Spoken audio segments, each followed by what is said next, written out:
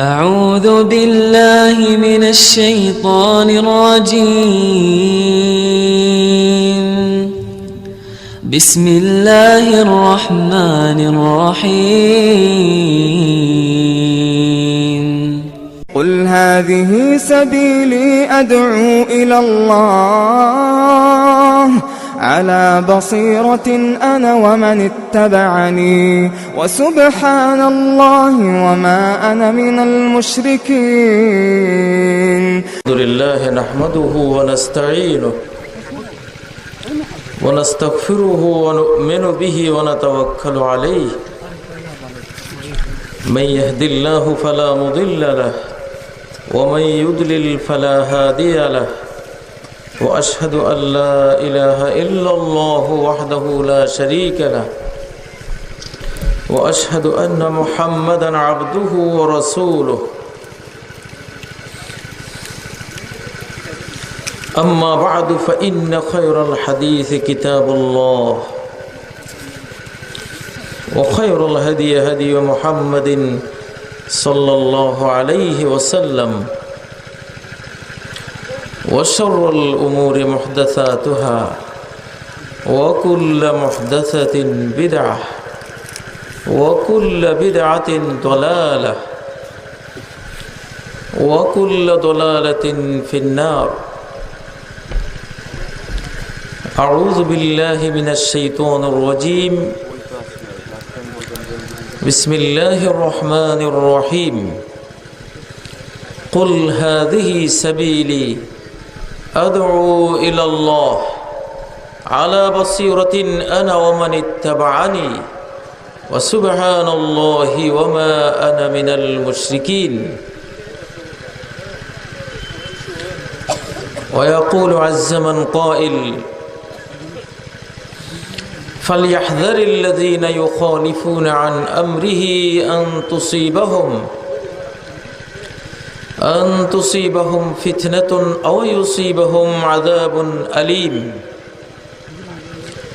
ويقول: قل إن كنتم تحبون الله فاتبعوني يحببكم الله ويغفر لكم ذنوبكم والله غفور رحيم. ويقول: ما آتاكم الرسول فخذوه وما نهاكم عنه فانتهوا.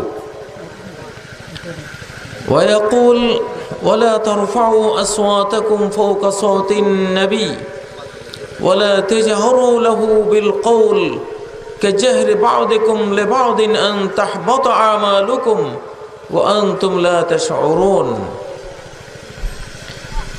ويقول الرسول صلى الله عليه وسلم: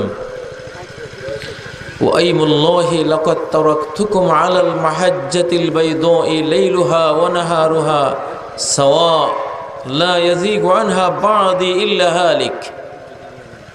رواه ابن ماجه. ويقول: تركت فيكم أمرين لن تضلوا ما تمسكتم بهما كتاب الله وسنة رسوله. رواه الإمام مالك في الموطأ. আজকের এই ব্যতিক্রম ধর্মী ইসলামী জ্ঞান সমাবেশের মোহতারাম সভাপতি, আমার আগের বক্তা শেখ সিফাত আকরামাহুল্লাহ এবং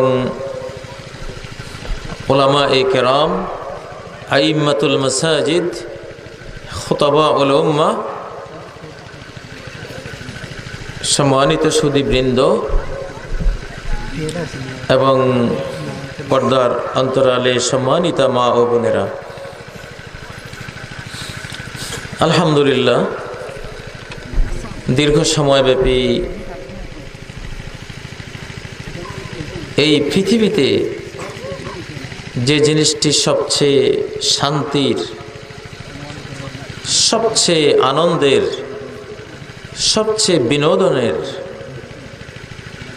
সবচেয়ে প্রাণবর্ধক অর্থাৎ আল্লাহর জিকির, আল্লাহ সম্পর্কিত জ্ঞান, সৃষ্টিকর্তা সম্পর্কিত বিভিন্ন নির্দেশনা, যেটা এই পৃথিবীতে সবচেয়ে মূল্যবান জিনিস, সেই জিনিসগুলো আপনারা এতক্ষণ উপভোগ করেছেন, প্রাপ্ত হয়েছেন, আলহামদুলিল্লাহ।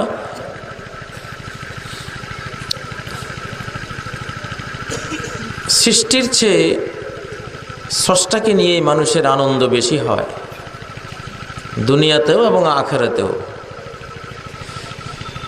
এই জন্য দুনিয়ার সবচেয়ে বড় আনন্দের বিষয় হলো স্রষ্টার স্মরণ, তার তাসবিহ, তার গুণগান, তার হামদ সানা, তাকে নিয়ে আলোচনা করা,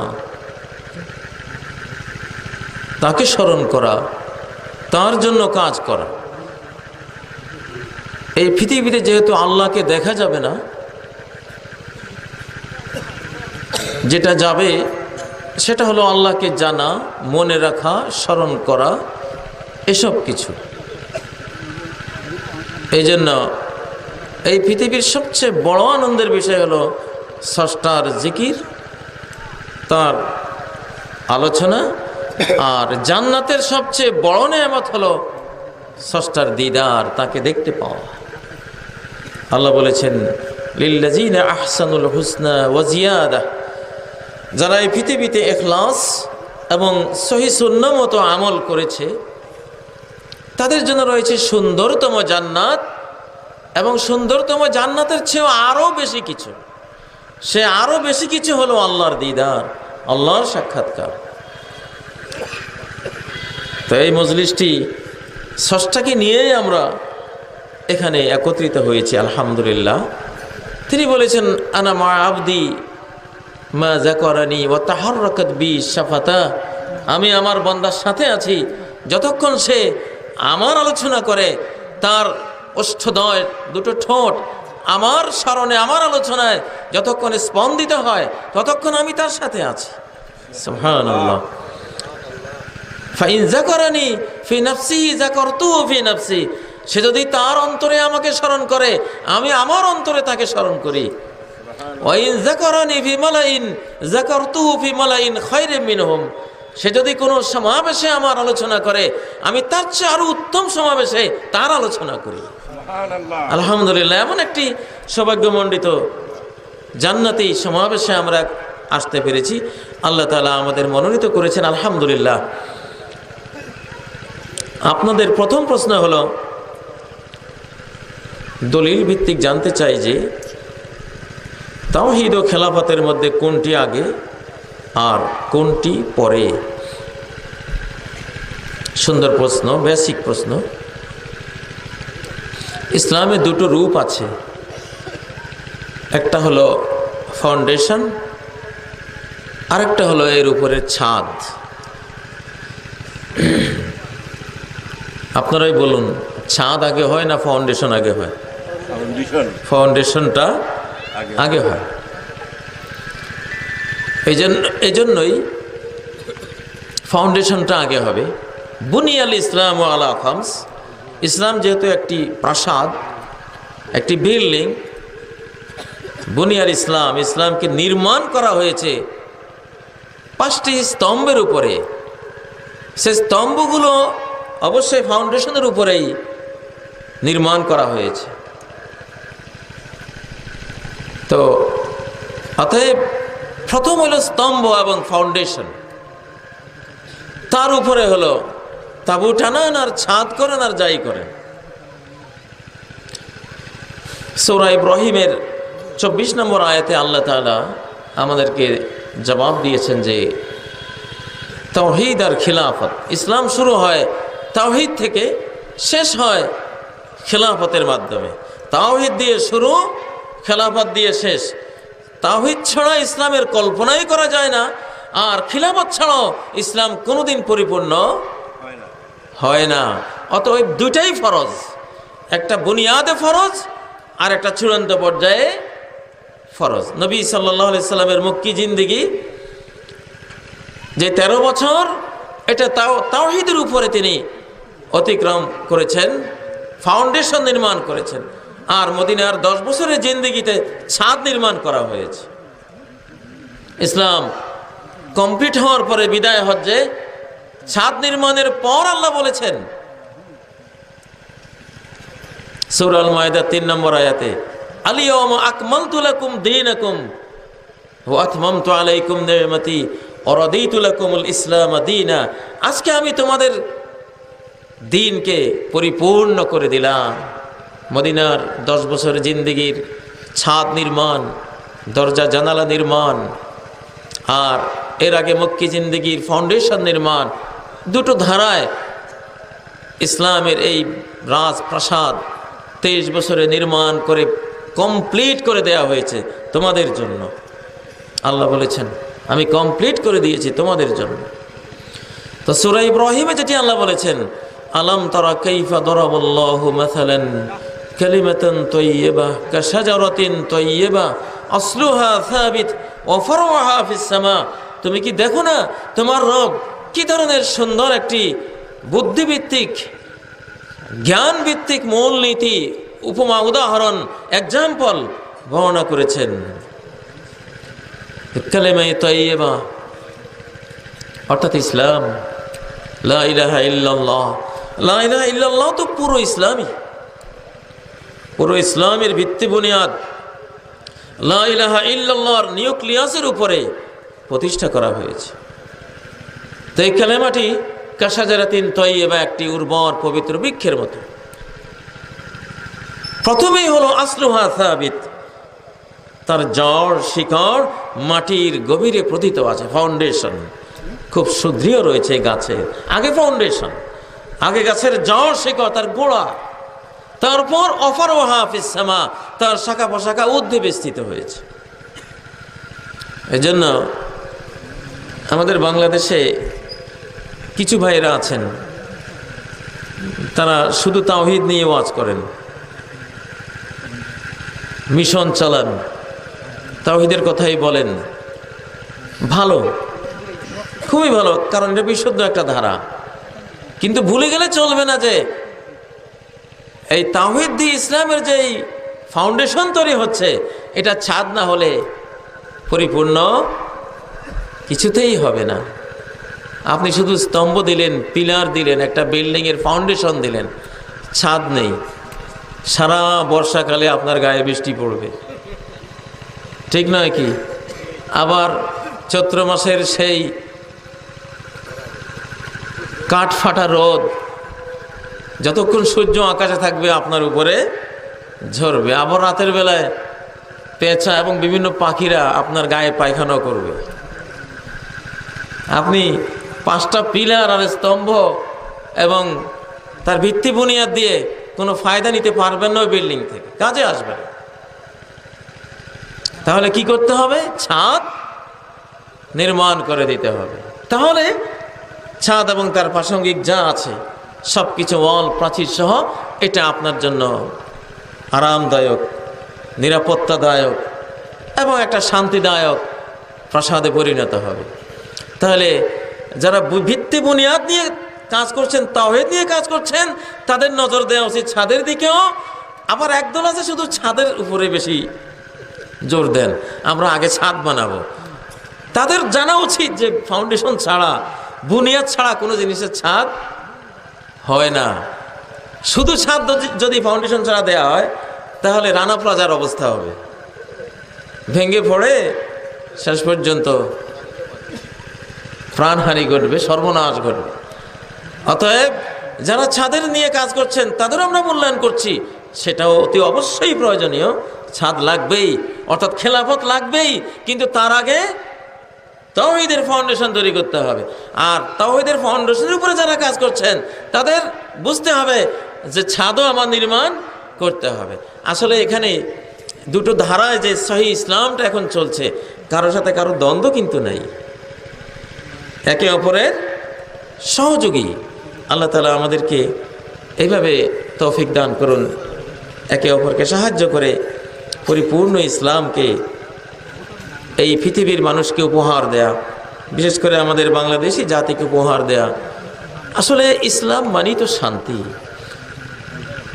মৌলানা আব্দুল হামিদ খান ভাসানী ইউরোপের এক পিস সম্মেলনে গিয়েছিলেন। পিস সম্মেলন, শান্তি সম্মেলন। বিশ্বের বিভিন্ন নেতারা কিভাবে শান্তি আসতে পারে শান্তির জন্য বক্তৃতা করেছেন, শান্তির ফর্মুলা দিয়েছেন, নীতি কথা বলেছেন, এইভাবে শান্তি আসবে।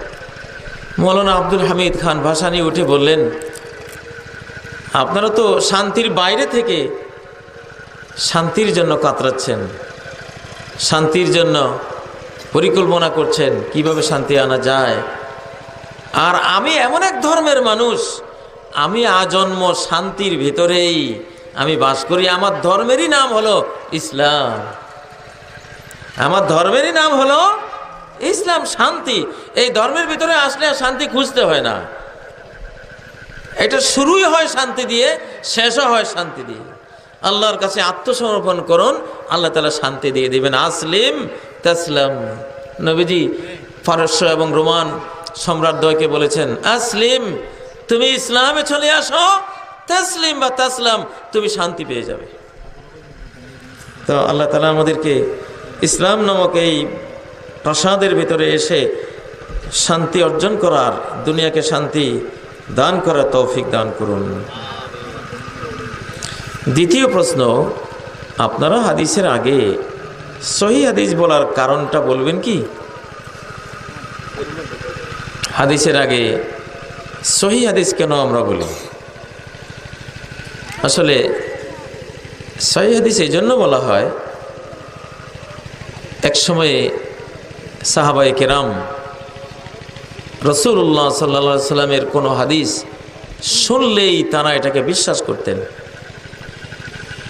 ইবনে আব্বাস থেকে একটি হাদিস বর্ণিত হয়েছে সহিহ মুসলিম গ্রন্থের পটভূমিকায়, আল মুকাদ্দিমায় ইমাম মুসলিম ইবনে আব্বাসের ওই হাদিসটি সংকলন করেছেন। কুন্না ইজা সামি'না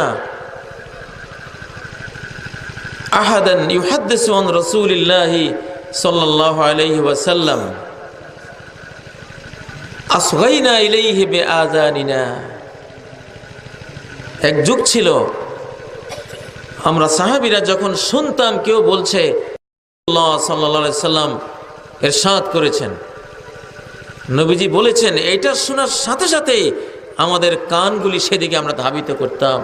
অর্থাৎ পরিপূর্ণ মনোযোগ দিয়ে আমরা বিশ্বাস করে সেটা শুনতাম যে নবীজি কি বলেছেন। ফাম্মা ইজা রাকিবতুম কুল্লা সাবিন ওয়া যালুল ফাহাইহাত, কিন্তু তোমরা যখন শুদ্ধ অশুদ্ধ সব কথাই নবীজির হাদিস নামে চালিয়ে দিচ্ছ, ফাহাইহাত, এখন আর আগের মতো আমরা কেউ হাদিস বললে সেদিকে আর কান দেই না, যতক্ষণ না এটা আমাদের কাছে প্রতিভাত হয় যে এই হাদিসটি বিশুদ্ধ, এটা সহিহ। ইসলামকে রাষ্ট্রশক্তি দিয়ে, তলোয়ার দিয়ে, দৈহিক শক্তি দিয়ে মোকাবেলা করতে না পেরে, দলিল প্রমাণ দিয়ে মোকাবেলা করতে না পেরে, কোনো দিক থেকে কুলিয়ে উঠতে না পেরে ইসলামের দুশমনরা গোপন পথ অবলম্বন করেছে। বিশেষ করে ইহুদি জাতি নবীজির নামে লক্ষ লক্ষ হাদিস মিথ্যা কথা বানিয়ে হাদিস বলে চালিয়ে দিয়েছে। এই জন্যই মুহাদ্দিসিন কিরাম হাদিস সংরক্ষণ করার মূলনীতি, উসুলে হাদিস, হাদিসের উপরে অজস্র গ্রন্থ, বর্ণনাকারীদের পুঙ্খানুপুঙ্খ জীবন ইতিহাস, তাদের জন্ম মৃত্যু, তাদের আকীদা বিশ্বাস, চিন্তা চেতনা, তাদের শিক্ষক কে, ওস্তাদ কে, তাদের কর্মচরিত্র কি, তারা কেমন সত্যবাদী ছিলেন, কেমন স্মৃতিশক্তির অধিকারী ছিলেন, ইত্যাকার বিষয়ে তারা যদিও সেই যুগে আল্ট্রাসোনোগ্রাম ছিল না, এক্স রে ছিল না, বরং এক্স রে আল্ট্রাসোনোগ্রামের চেয়েও আজকে যে কম্পিউটার দিয়ে চক্ষু পরীক্ষা করা হয় বা ফিঙ্গারপ্রিন্ট পরীক্ষা করা হয়, এর চেয়েও আরও সূক্ষ্মভাবে রিজালুন খুলিকু লিল হাদিস, আল্লাহর এমন কিছু বান্দা যেন আল্লাহ ওদেরকে সৃষ্টি করেছেন হাদিস রক্ষার জন্যে। সেই ক্ষণজন্মা প্রত্যুৎপন্ন মতিত্ব বিস্ময়কর সব মেধার অধিকারী মানুষেরা হাদিস শাস্ত্রকে এত পুঙ্খানুপুঙ্খ রূপে যাচাই বাছাই করেছেন এবং সবগুলি মিথ্যা কথাকে, যেগুলিকে হাদিস নামে চালানো হয়েছিল, পৃথক করে মওদু বা বানোয়াট হাদিসের গ্রন্থের পর গ্রন্থ তারা রচনা করে ওগুলি গোমর ফাঁস করে দিয়েছেন, আউট করে দিয়েছেন। এবং যেটি আসলেই নবীজির হাদিস সেটিকে সহি হাদিস রূপে, আর যেটি বানোয়াট মিথ্যা সেটাকে মওদু হাদিস রূপে, এই দুইয়ের মাঝে আরও অনেক প্রকার করে তারা হাদিসগুলিকে মুসলিম উম্মার সামনে পরিচিত করেছেন। যেহেতু যদি হয় যে সবাই খাঁটি সরিষার তেল বিক্রি করে বাজারে, তখন আর কোম্পানি বিশেষকে আমার সরিষার তেল খাঁটি এটা বলার কোনো দরকার হয় না, কারণ তেল মানেই খাঁটি, সবাই বিক্রি করে। কিন্তু যদি এমন হয় যে ডজনে ডজনে লোক সরিষার তেলের মধ্যে মারাত্মক ভেজাল মিশিয়ে সেই জিনিসকে বাজারে এনে সরিষার তেল বলে বিক্রি করে, তখন অবশ্যই যারা খাঁটি কোম্পানি তারা দুই একটা শব্দ ইউজ করবেন যে আমার তেলে কোনো ভেজাল নেই, আমার তেলটা খাঁটি, সরকারি লাইসেন্স আছে, আপনারা প্রযুক্তি দিয়ে পরীক্ষা করে দেখতে পারেন, ইত্যাদি ইত্যাদি। সে এটাকে আস্থার পয়েন্টে আনার জন্য সে চেষ্টা করবে। এই জন্য মুহাদ্দিসিনে কেরাম হাদিসের ক্ষেত্রেও একই পথ অবলম্বন করেছেন। হাদিসের মধ্যে যেহেতু অসংখ্য হাদিসেই নয়, সেগুলো মানুষের বানোয়াট কথা নবীর নামে চালানো হয়েছে। যেমন আউয়ালু মা খালাকাল্লাহু নূরি, প্রথম আল্লাহ সৃষ্টি করেছেন আমার নূর, টোটাল মিথ্যা কথা, টোটাল মিথ্যাচার। নবীজির নামে অগ্নি পূজারীরা বানিয়েছে। ওরা মনে করে যে আগুন বা আলো ছাড়া অন্য কোনো জিনিসের থেকে কোনো সৃষ্টি হলে সেটা ভালো না। শয়তানি তন্ত্র। শয়তান যেমন বলেছিল খালাকতানি মিন নারিন ও খালাকতাহু মিন তিন, আমাকে আগুন থেকে সৃষ্টি করেছেন আর তাকে মাটি থেকে, মাটির সৃষ্টি তো ভালো না, আমি ভালোবেসি। ঠিক ওই ইবলিসি চেতনাটাকেই নিয়ে আসা হয়েছে যে নবীজি তো মাটির তৈরি হলে ভালো না, ওনাকেও আগুন বা নূরের তৈরি হইতে হবে। অগ্নি পূজারীরা ওই সেই আদম আর ইবলিসের যে বিতর্ক হয়েছিল, বা ইবলিসের সাথে আদমের যে বিতর্ক হয়েছিল আগুনের সৃষ্টি আর মাটির সৃষ্টি নিয়ে, সেই থিমটাই প্রকারান্তরে সূক্ষ্মভাবে আমাদেরকে দিয়ে দিয়েছে যে আউয়ালু মা খালাকাল্লাহু নূরি, নাউযুবিল্লাহি মিন যালিক। এটা কোনো হাদিসের গ্রন্থেই নাই, টোটাল বানোয়াট মিথ্যা কথা এবং কোরআনের সাথে সাংঘর্ষিক। কোরআন বলেছে কুল ইন্নামা আনা বাশারুম মিসলুকুম, বলো আমি তোমাদের মতো একজন বাশার, তোমাদের মতো একজন মানুষ।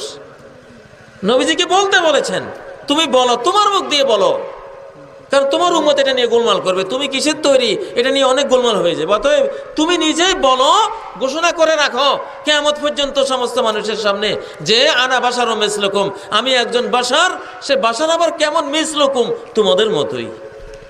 তোমরা যেমন মাটির তৈরি আমিও মাটির তৈরি, তোমরা যেমন মাতা পিতার ঘরে এসছো আমিও মাতা পিতার ঘরে এসছি, তোমরা যেমন খাও পান করো, খাদ্য পানীয় ছাড়া বাঁচো না, আমিও খাদ্য পানি ছাড়া বাঁচি না। তোমরা যেমন ঘর সংসার বিবাহ সামাজিকতা করো, আমিও ঘর সংসার বিবাহ সামাজিকতা তোমাদের মতো আমার আছে। তোমরা যেমন দুঃখ পেলে চোখের পানি পড়ে আর আনন্দ পেলে হাস্যোজ্জ্বল হও, আমারও একই অবস্থা। তোমরা যেমন মরণশীল আমিও মরণশীল। তোমাদের যেমন ছেলে মেয়ে আছে আমারও ছেলে মেয়ে আছে, তোমাদের যেমন মা বাবা আছে আমারও মা বাবা আছে। নবীজি বলেছেন ইন্নামা আনা বাশারুম মিসলুকুম, তোমাদের মতো মানুষ। আনসা কামা তানসাউন, তোমরা যেমন ভুলে যাও আমিও ওরকম ভুলে যাই, কিন্তু আমার ভুলের উপর আমাকে রাখা হয় না। আল্লাহ তাআলা আমাকে ফেরেশতার মাধ্যমে সংশোধন করিয়ে দেন।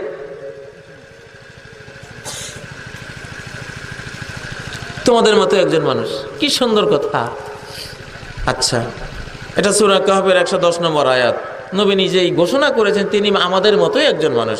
পার্থক্য হলো ইউহা ইলাই, তোমাদের কাছে ওহী আসে না, আমার কাছে ওহী আসে, এই বিশাল একটা পার্থক্য। কিন্তু সৃষ্টিগত উপাদানের কোনো পার্থক্য নাই, নূরের আর মাটির তৈরির কোনো পার্থক্য নাই। মাটির মানুষ এই পার্থক্য করে আমি ওহী পাই, তোমরা ওহী পাও না।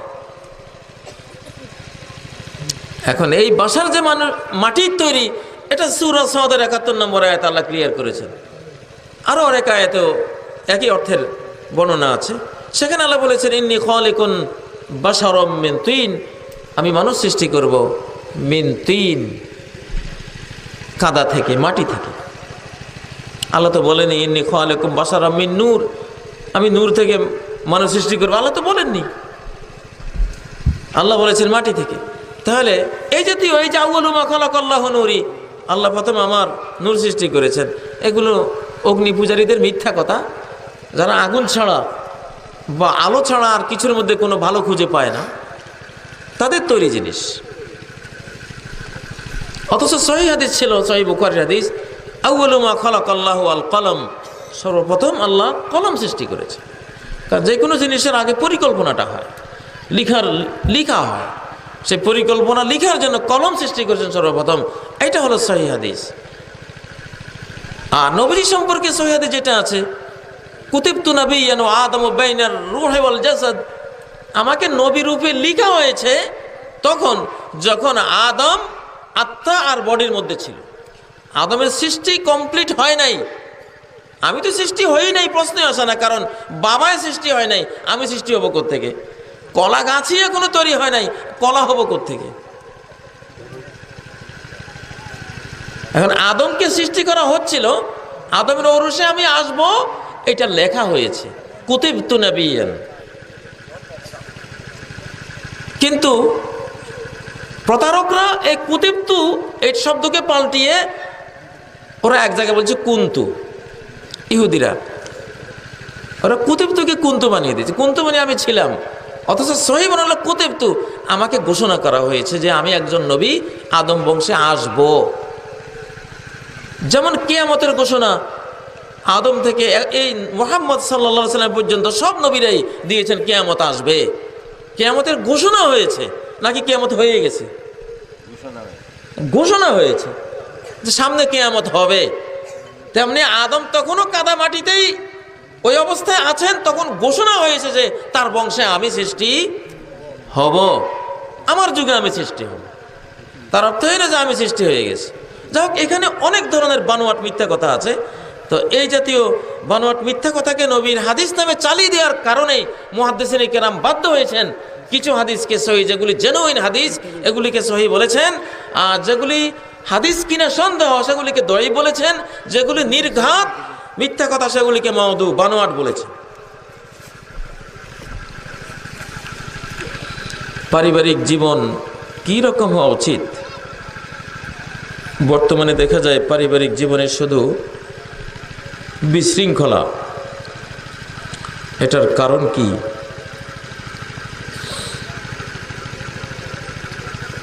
পারিবারিক জীবন কি রকম হওয়া উচিত? যেমন টায়ার আর টিউব, টিউবটা ভিতরে থাকা উচিত আর টায়ারটা বাইরে থাকা উচিত। এখন টিউব যদি আন্দোলন শুরু করে দেয়, ওরে টায়ার, জনম ভরে তুই বাইরে থেকেছিস, বাইরের আলো বাতাস, নিখিলের এত শোভা, এত রূপ, এত হাসি গান সব তুই ভোগ করেছিস বাইরে থেকে দেখে, আর আমারে কিছুই দেখাসনি।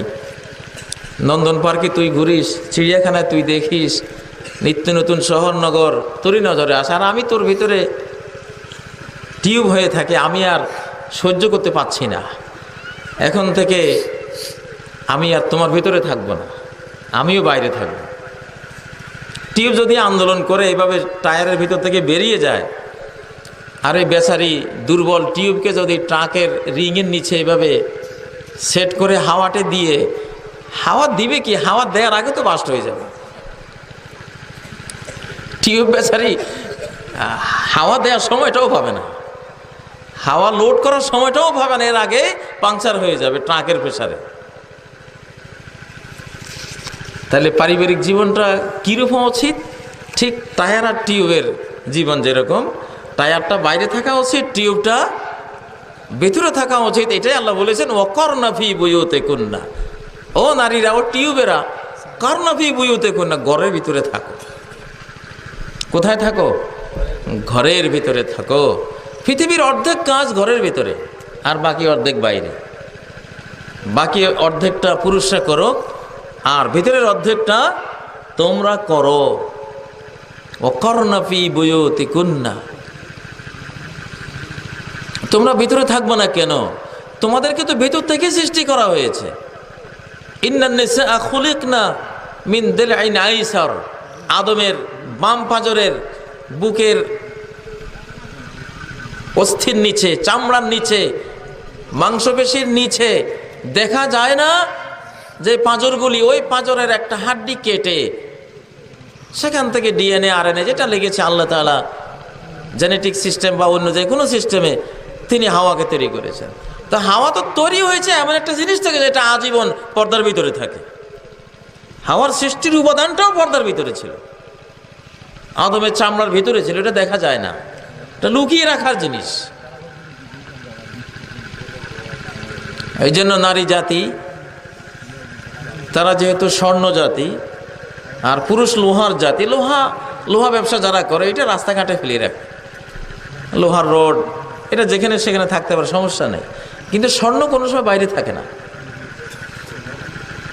স্বর্ণ সবসময় আলমারির ভিতরে, সেখানে আবার আরও সেফটি সেখানে থাকে, কলাপসিবল গেট থাকে, দারোয়ান থাকে, এবং আর্মসওয়ালা পাহারাদার, এগুলি সব থাকে। এত সেফটির ভিতরে স্বর্ণ রাখতে হয়। নারীদেরকে আল্লাহ তাআলা স্বর্ণের মর্যাদা দিয়েছেন, এই জন্য তাদেরকে বলেছেন ওয়াকরনা ফি বুয়ুতিকুন্না। পৃথিবীতে ঘর তোমাদের জন্য, বুয়ুতিকুন্না, পৃথিবীর যত প্রাসাদ, বিল্ডিং, ও নারীরা, এগুলি তোমাদের জন্য তৈরি হয়েছে। পুরুষ মানুষ তো প্ল্যাটফর্মে গিয়ে দেখুন না, ওখানে ঢাকা রেল স্টেশনে কত পুরুষ পড়ে থাকে, যেখানে সেখানে থাকতে পারে। এটার জন্য ঘরের তেমন দরকার নাই, ঘরের দরকার তো তোমার জন্য। বুয়ুতিকুন্না, ও নারীরা, তোমরা তোমাদের ঘরে থাকো। আমেরিকার মেয়েরা এখন এই জন্য চিৎকার দিচ্ছে যে বহুত হয়েছে, এখন আমরা আবার ঘর চাই, আমাদেরকে ঘরে ফেরত পাঠাও। এখন স্লোগান আরম্ভ হয়েছে, তোমরা ঘরে থাকো। ঘরে শিশুর জন্ম হয়, শিশু জন্ম রাস্তায় হয় না, কোনো বিদ্যালয়ে হয় না, বাজারে হয় না, খেতে হয় না, শিশুর জন্ম হয় ঘরে। আর তুমি তো জননী, তোমাকে সেজন্য ঘর প্রয়োজন। একটা মোবাইলে যেমন চার্জ শেষ হয়ে যায়, চার্জ দিতে হয়, তোমার শিশুকে তো চার্জ দিতে হবে। তুমি মায়ার চার্জ দিবা, মমতার চার্জ দিবা, মনুষ্যত্বের চার্জ দিবা।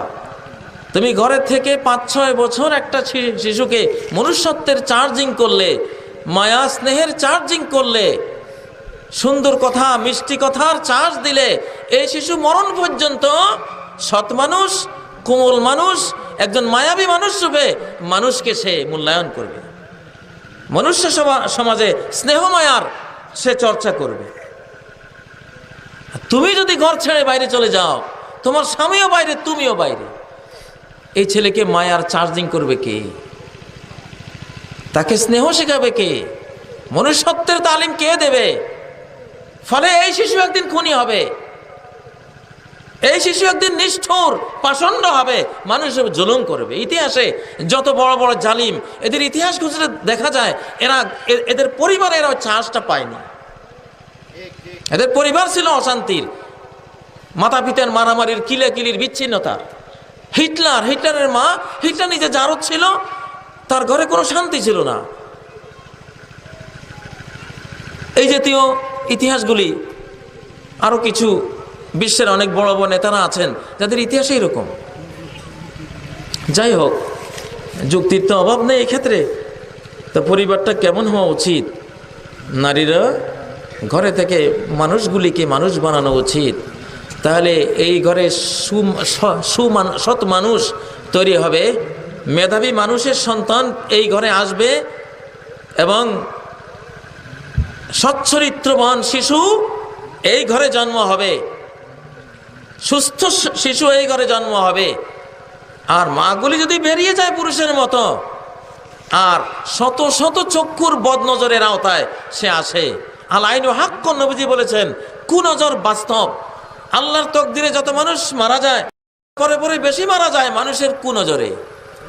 আর কুনজরের সবচেয়ে বড় শিকার হয় নারী জাতি। মা যদি কুনজরের শিকার হন, অবশ্যই তার সন্তানও কুনজরের শিকার হবে। আজকে যে বছরে 16 লক্ষ সন্তান এই বাংলাদেশে অটিস্টিক, অ্যাবনর্মাল, প্রতিবন্ধী, হামাগোবা, পাগল এসব হয়ে জন্ম লাভ করছে, এর পিছনে বড় ধরনের দায়ী হলো মায়েদের গৃহত্যাগ করে বাইরে চলে যাওয়া।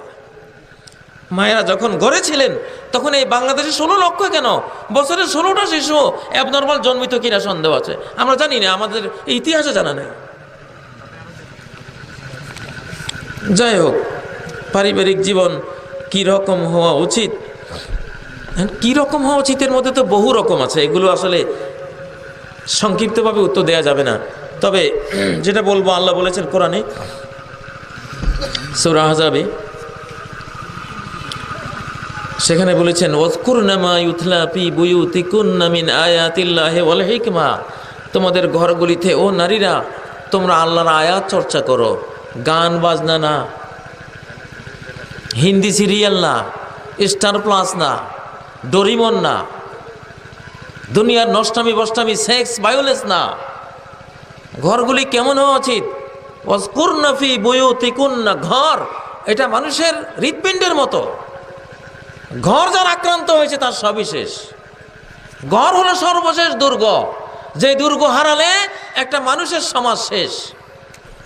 এই সর্বশেষ দুর্গের উপরে আজকে বিভিন্ন চ্যানেলের মাধ্যমে প্রতিদিন শত শত চ্যানেলরূপী ক্ষেপণাস্ত্রের আঘাত নিরন্তর হয়ে চলেছে, মেছাকার করে দিচ্ছে, মনুষ্যত্বের সব চরিত্র ধুয়ে মুছে ফেলছে। তো সেই ঘর নামক দুর্গে ওইসবের চর্চা করো না, চর্চা করো মা ইউতলা ফি বুয়ুতিকুন্না মিন আয়াতিল্লাহি ওয়াল হিকমা। পরিবার কেমন হওয়া উচিত? প্রতিটি পরিবার কোরআনের বিদ্যালয় হওয়া উচিত। এই আয়াত বলছে সূরা আহজাবের 32-33 নম্বর আয়াত, এগুলি পড়লে দেখুন ঘরগুলি কেমন হওয়া উচিত। আমি দেখেছি আমার পরিবারে, আমি আমার সন্তানগুলিকে তাদের মাতৃগর্ভে যখন তারা জন্ম হয় 5 মাস থেকে তাদের কান সৃষ্টি হয়। আমি 5 মাস থেকে কোরআন শুনিয়েছি আলহামদুলিল্লাহ। জন্মের পরে দেখা যায় 2 বছরে 1 পারা মুখস্থ। ওরা ভ্রূণ অবস্থা থেকে কোরআন শোনে।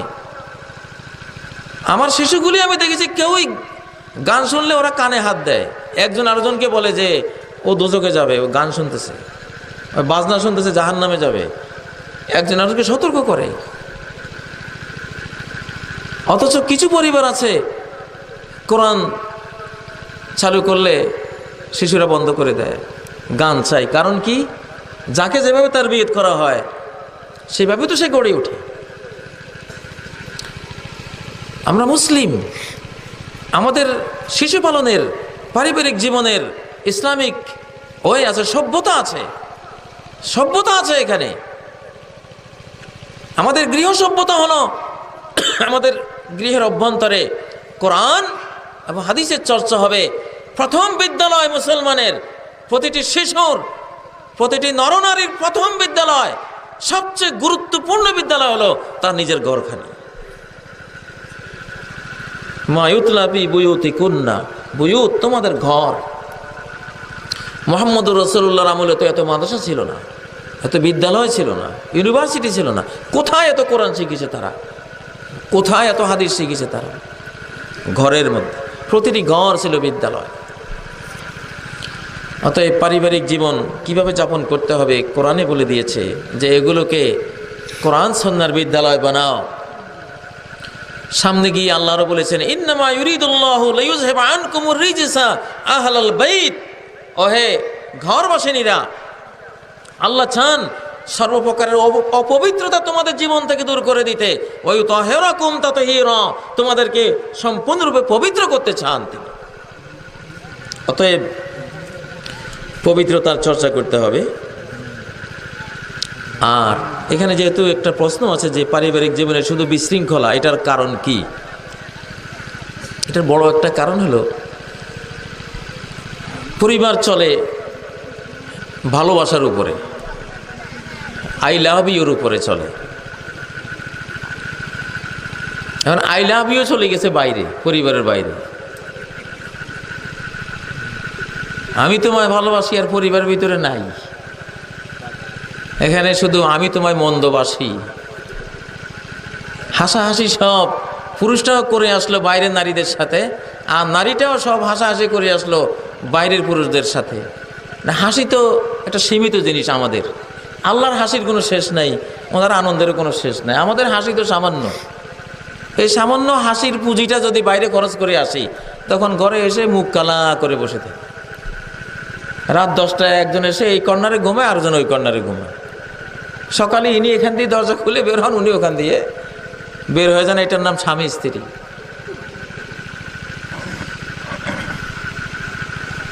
এটা দিয়ে পরিবার হয় না।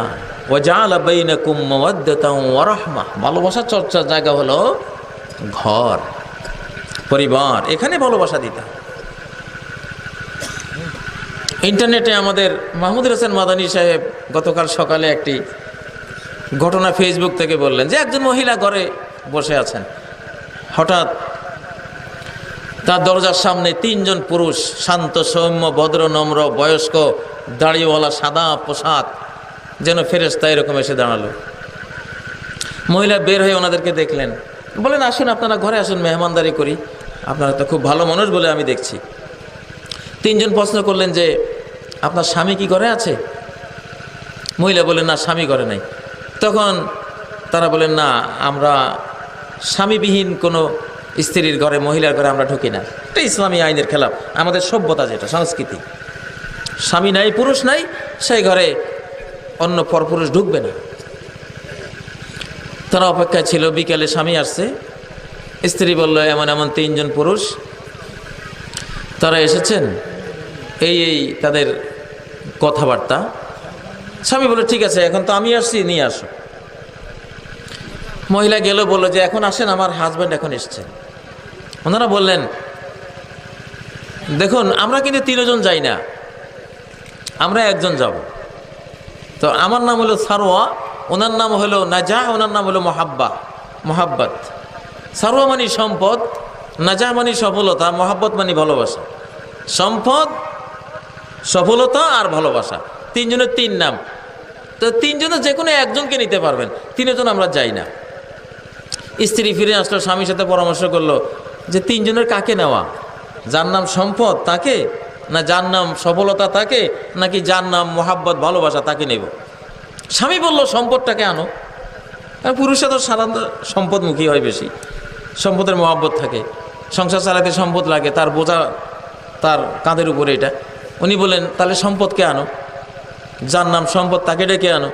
স্ত্রী বলল সফলতাকে আনলে ভালো হয় না, তাহলে সব সাইডে আমরা সফল হয়ে যাব। পুত্রবধূ শুনে বলল না, মোহাব্বত আলীকে আনেন, মোহাব্বতকে আনেন। সে অল্প বয়স্ক, সে ভালোবাসার আবেগ বেশি তার।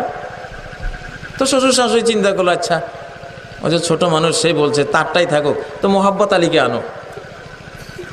তো স্ত্রী গিয়ে বলছেন যে আপনাদের মধ্যে যার নাম মোহাব্বত, আমরা 3 জনে ঘরে সিদ্ধান্ত নিয়েছি মোহাব্বত আলীকে নিব। তো মোহাব্বত আলী যখন রওনা হয়েছে, এখন দেখা গেল পিছন দিয়া সারওয়াত আর যে নাজা, ওই 2 জনও রওনা হয়েছে। স্ত্রী প্রশ্ন করলেন কেন আপনারা না বললেন 3 জন একসাথে যান না, যে কোনো একজন যান? হ্যাঁ কথা ঠিকই, যদি আপনি সারওয়াতকে নিতেন মানে সম্পদ নিতেন তাহলে একাই যেতাম, যদি সফলতা নিতেন আমরা সেই সফলতা যার নাম সেই যেত, কিন্তু আপনি নিয়েছেন মোহাব্বত, ভালোবাসা। এটা এমন এক জিনিস, এটা যেখানে যায় আমরা 3 জন সেখানে যাই।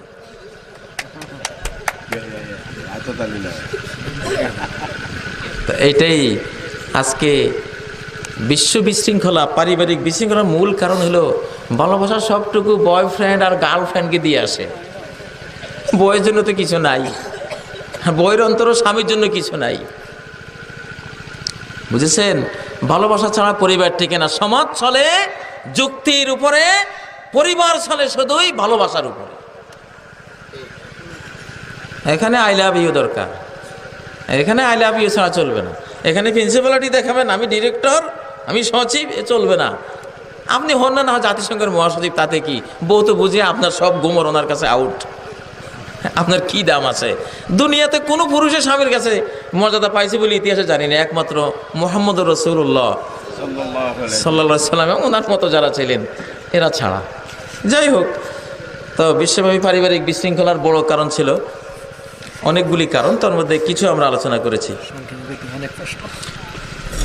বাংলাদেশে খুন খারাপি বেড়ে গেছে, এটাকে কিভাবে প্রতিরোধ করা যায়? খুন খারাপি বেড়েছে যেটার কারণে, সেই কারণটা যদি দূর হয় খুন খারাপি দূর হয়ে যাবে।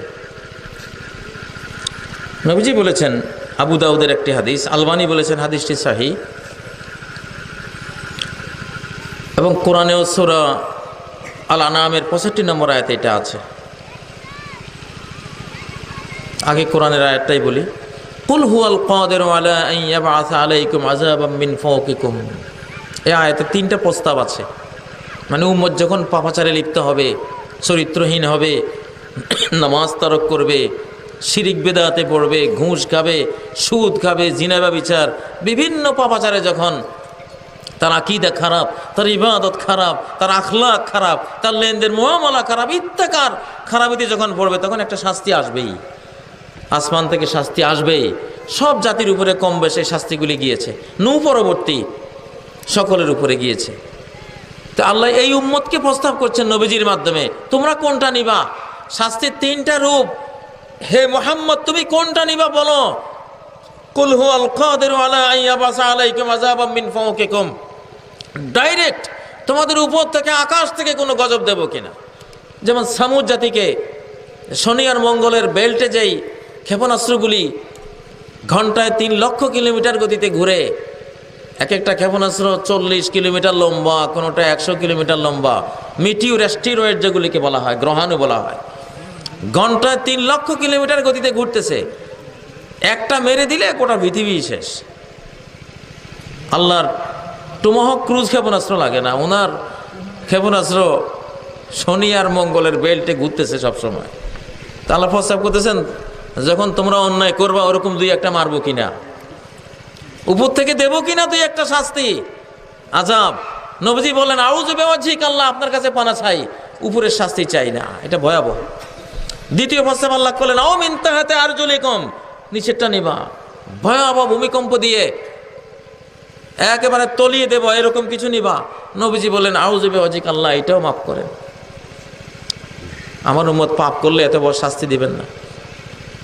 3 নম্বর প্রস্তাব আল্লাহ দিলেন, আও ইয়ালবিসাকুম শিয়া, তোমাদেরকে বিভিন্ন দলে উপদলে টুকরা টুকরা করে দিবেন।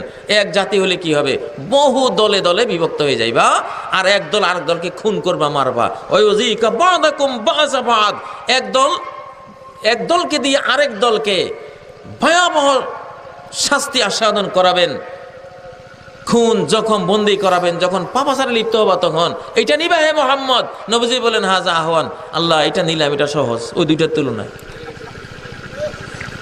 বুঝেছেন? এবার বাংলাদেশ না শুধু, সারা মুসলিম জাহানে খুন খারাপি কেন হয়?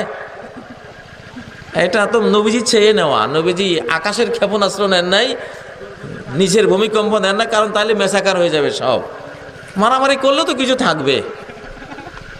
সেটা তিনি নিয়েছেন যে পাপ তো করবে, পাপের তো একটা শাস্তি পেতেই হবে, সেই শাস্তি হলো এইটা। এখন যদি পাপ বর্জন করি, তওবা ইস্তেগফার করি, সবাই জীবন সুন্দর করে দেই, আস্তে খুন খারাপি সব উঠে যাবে ইনশাআল্লাহ। এটা একটা কারণ। এই কারণটাকে আবু দাউদের হাদিসে ব্যাখ্যা করা হয়েছে, উম্মতি হাযিহি উম্মাতুন মারহুমা লাইসা লাহা আযাবুন ফিল আখিরা, আমার উম্মত হলো রহমতপ্রাপ্ত উম্মত, লাইসা লাহা আযাবুন ফিল আখিরা, আখিরাতে এর কোনো আযাব নাই। ও আযাবুহা ফিদ দুনিয়া, যত আযাব হয়ে যাবে দুনিয়াতেই। শাস্তি কোথায় হয়ে যাবে? দুনিয়াতে হয়ে যাবে। আযাবুহা ফিদ দুনিয়াল ফিতানু ওয়াল কাতল ওয়াজ জালাজিল, সে শাস্তি হবে বিভিন্ন ফিতনা ফাসাদ, খুন খারাপি, কিছু টুকটাক ভূমিকম্প, এগুলি দিয়ে আল্লাহ তাআলা তাদের দুনিয়ার পাপাচারগুলি ক্ষমা করে দেবেন, আখিরাতে মুক্তি দিয়ে দিবেন, জান্নাত দিয়ে দিবেন। আপনারা দেখবেন কোনো বাজারে পকেটমার ধরা পড়লে, যে কোনো বাজারে পকেটমার গেলে 15-20 জন তার লোকবল নিয়ে যায়, সে যে আমি ধরা পড়লে তোরা সবাই আগে আমারে ঘেরাও দিবি। ঘেরাও দিলেই পাবলিক মনে করবে যে আমি শেষ, তো তখন তোরা পাবলিককে দেখাবার জন্য কিছু কিল ঘুষি কলার ধরে টানবি, ধাক্কা দিবি, ফেলে দিবি, আমাকে মারধর করতে করতে নিয়ে যাবি, দূরে নিয়ে চাটা খাওয়াই পরে পার করে দিবে আর কি। তো পকেট মারা লোকেরা কিন্তু এভাবে পকেট মাকে ধরে, খুব খুব জোরে ঘুষি তোলে দেয় আসতে, কারণ নিজের লোক তো। লঘু শাস্তি দিয়ে, লঘুদণ্ড দিয়ে গুরুদণ্ড থেকে বাঁচাচ্ছে, কারণ পাবলিক পিটুনি বললে মারা পড়বে। এই জন্য নিজের লোকেরাই মারে, কিল ঘুষি দেয়, কিল থাপ্পড় দেয়, দিয়ে দিতে দিতে আস্তে আস্তে দূরে লোকচক্ষুর অন্তরালে নিয়ে তারপরে পার করে দেয়। তো পকেট মার যে তার লোকদের হাতে কিছু কিল খেলো, ঘুষি খেলো, থাপ্পড় খেলো, ব্যথা পাইছে না? কিছু ব্যথা তো পাইছেই, কিন্তু বড় ব্যথা থেকে বেঁচে গেছে। তো উম্মতে মুহাম্মাদির উপরে যে কিল ঘুষি আইতে আছে এখন সব দেশেই, এগুলি জাহান্নামের শাস্তির তুলনায় একটা লোকে যদি সারা শরীর ক্যান্সার হয়ে পচে গলে পোকা পড়তে শুরু করে, তবু জাহান্নামের 1 সেকেন্ডের শাস্তির তুলনায়ও কিছু না। জাহান্নামে বললে সে মনে করবে ওই যে পচনশীল ক্যান্সার বডি নিয়ে ছিলাম, ওইটা কত শান্তির ছিল। তো আল্লাহ তাআলা আখিরাতের শাস্তি থেকে বাঁচাবার জন্য এটা করছেন। এখন এখান থেকে উত্তরণের পথ একটাই, কোরআন সুন্নাহ দিকে আসতে হবে, এছাড়া আর কোনো বাঁচার রাস্তা নেই। কোরআন সুন্নাহর শিক্ষা যাতে শিক্ষিত হলে, এই চরিত্রবান হলে ইনশাআল্লাহ এইসব খুন খারাপি বন্ধ হয়ে যাবে। এর আগে বন্ধ কেউ করতে পারবে না, এটা জাতীয় শাস্তি। উম্মালুকুম আমালুকুম আমালুকুম উম্মালুকুম, সহিহ হাদিসে নবীজি বলেছেন তোমাদের চরিত্রই তোমাদের সরকার, তুমি যে চরিত্রের হবা তোমার সরকার সেই চরিত্রের হবে। চরিত্র পাল্টাও তাহলে সরকারও কি হয়ে যাবে, চরিত্র ভালো সরকারও কি হবে, ভালো হবে। চরিত্র মন্দ সরকারও মন্দই হবে, মন্দের জন্য মন্দ আসবেই, ভালোর জন্য ভালো আসবে, এটাই আল্লাহর নিয়ম। প্রশ্নটি করেছেন বাংলাদেশ নিয়ে, আমি উত্তর দিয়েছি সারা পৃথিবী নিয়ে, গোটা মুসলিম জাহানের বর্তমান যে চিত্র, এটা সমাধান কিন্তু ওইটাই। হ্যাঁ, এখানে যে 3 নম্বর প্রশ্ন, এটাও ওইরকমই, যে বর্তমান বিপর্যস্ত মুসলিম সমাধান কোন পথে? ইসলামের পথে। শুধু মুসলিম জাহান না, গোটা পৃথিবীরই সমাধান এখন ইসলামের পথে।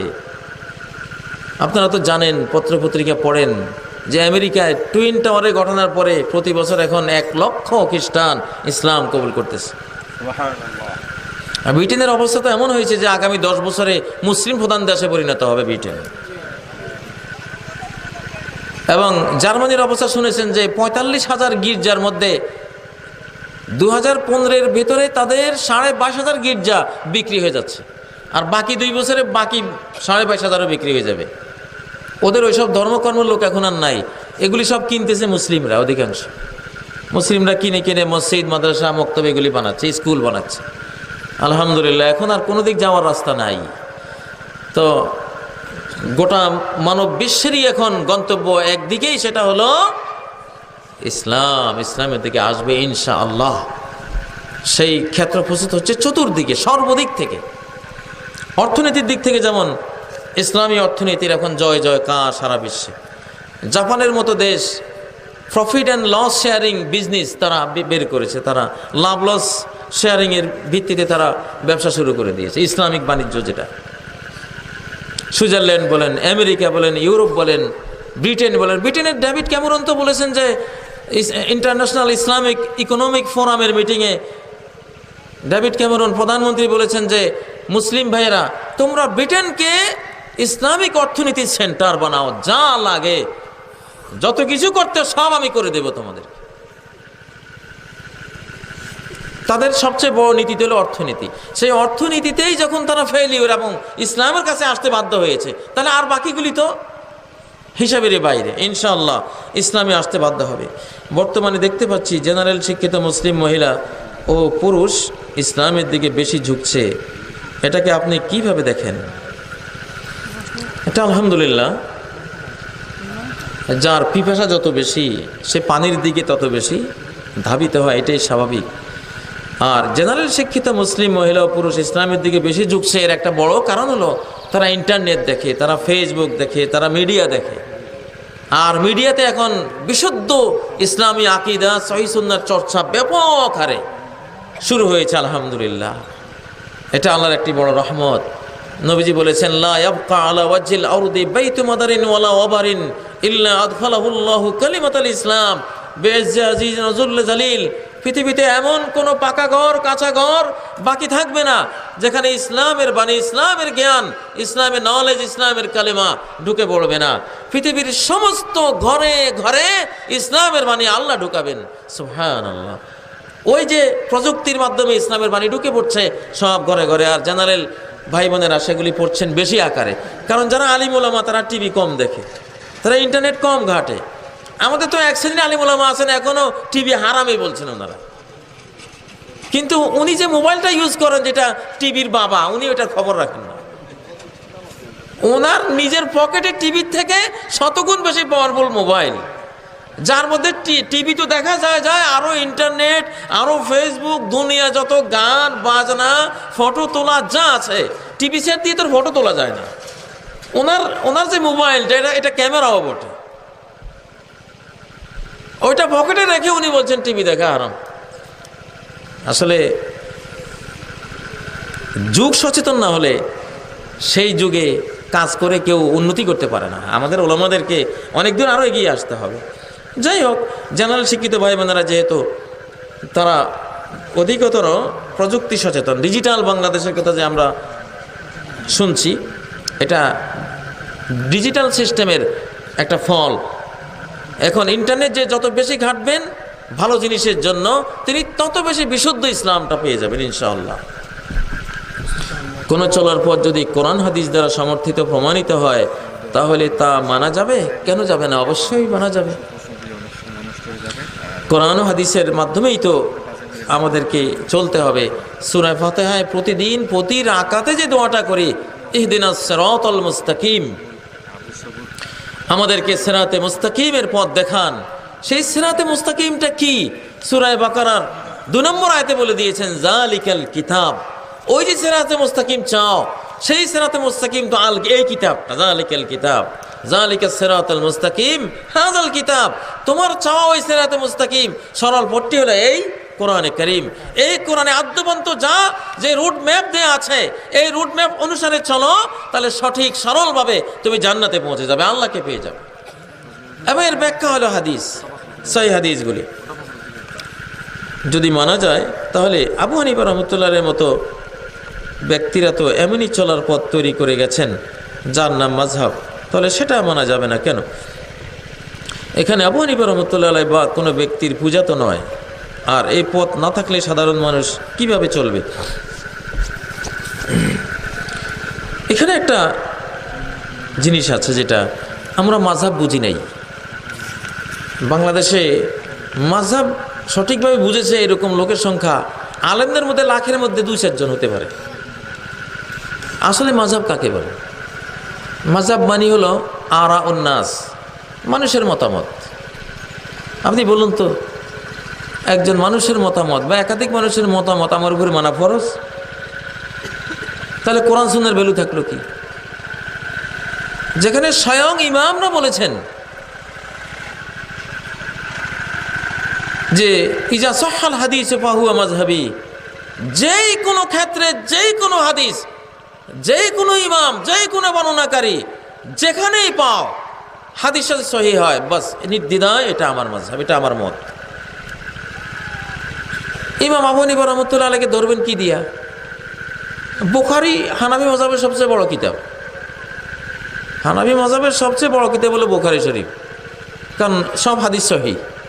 আর ইমাম সাহেব বলেছেন আমার মাযহাব হইতে হলে হাদিসটা কি হইতে হবে? সহিহ হইতে হবে। তাহলে ইমাম সাহেবের এই কথা দৃষ্টে হানাফি মাযহাবের সবচেয়ে বড় কিতাবের নাম কি? বুখারী শরীফ, হাদিসের মধ্যে। তো এটাই সবচেয়ে আসাহ, তারপরে মুসলিম। তাহলে পৃথিবীর বুকে যত সহিহ হাদিস পাবেন হানাফি মাযহাবের ভাই বোনেরা নির্দ্বিধায় সব আমল করতে পারবেন। ইমাম সাহেব সেটাই তো বলে গেলেন, সেটাই তো বলে গেলেন। সব ইমামের বক্তব্য তো এটাই। উপমহাদেশের বিশ্ববিখ্যাত মুফতি কিফায়াতুল্লাহ রাহমাতুল্লাহ আলাইহির যে বইটি তালিমুল ইসলাম, সমস্ত আলিয়া কওমি মাদ্রাসা একসময় পাঠ্য ছিল, এখনো অনেক মাদ্রাসা পাঠ্য আছে। সেখানে প্রথম পৃষ্ঠাতে আছে সুয়াল তেরা মাযহাব ক্যা হ্যায়, প্রশ্ন তোমার মাযহাব কি? জবাব মেরা মজহব ইসলাম হ্যাঁ, আমার মজহব হলো ইসলাম। ইসলাম মানে কোরআন সুন্নাহ ফলো করা। আমার মজহব কি?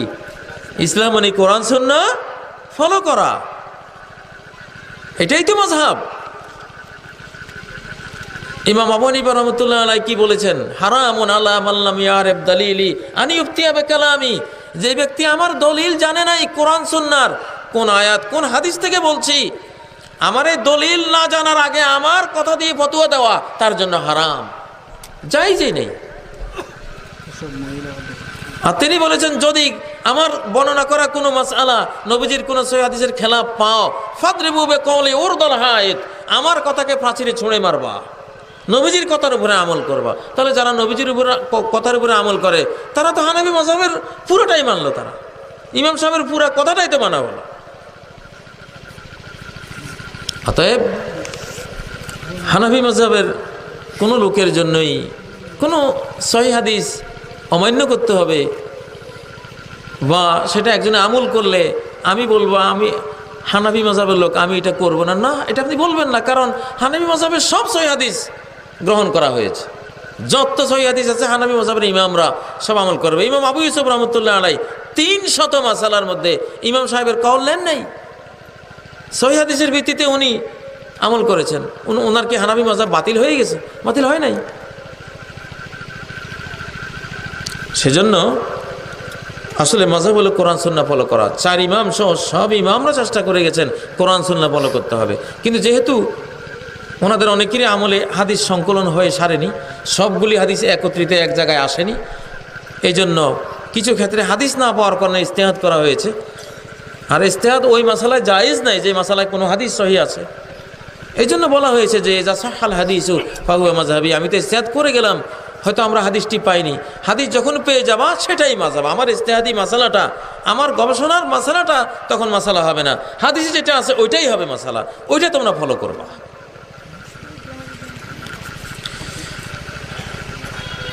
সেকুলার সহশিক্ষা সম্পর্কে ইসলাম কি বলে? সেকুলার সহশিক্ষা, সেকুলার মানে তো আসলে এক ধরনের ধর্মহীন শিক্ষা। ধর্মহীন শিক্ষা একজন মুসলিমের জন্য এটা তো কল্পনাই করা যায় না।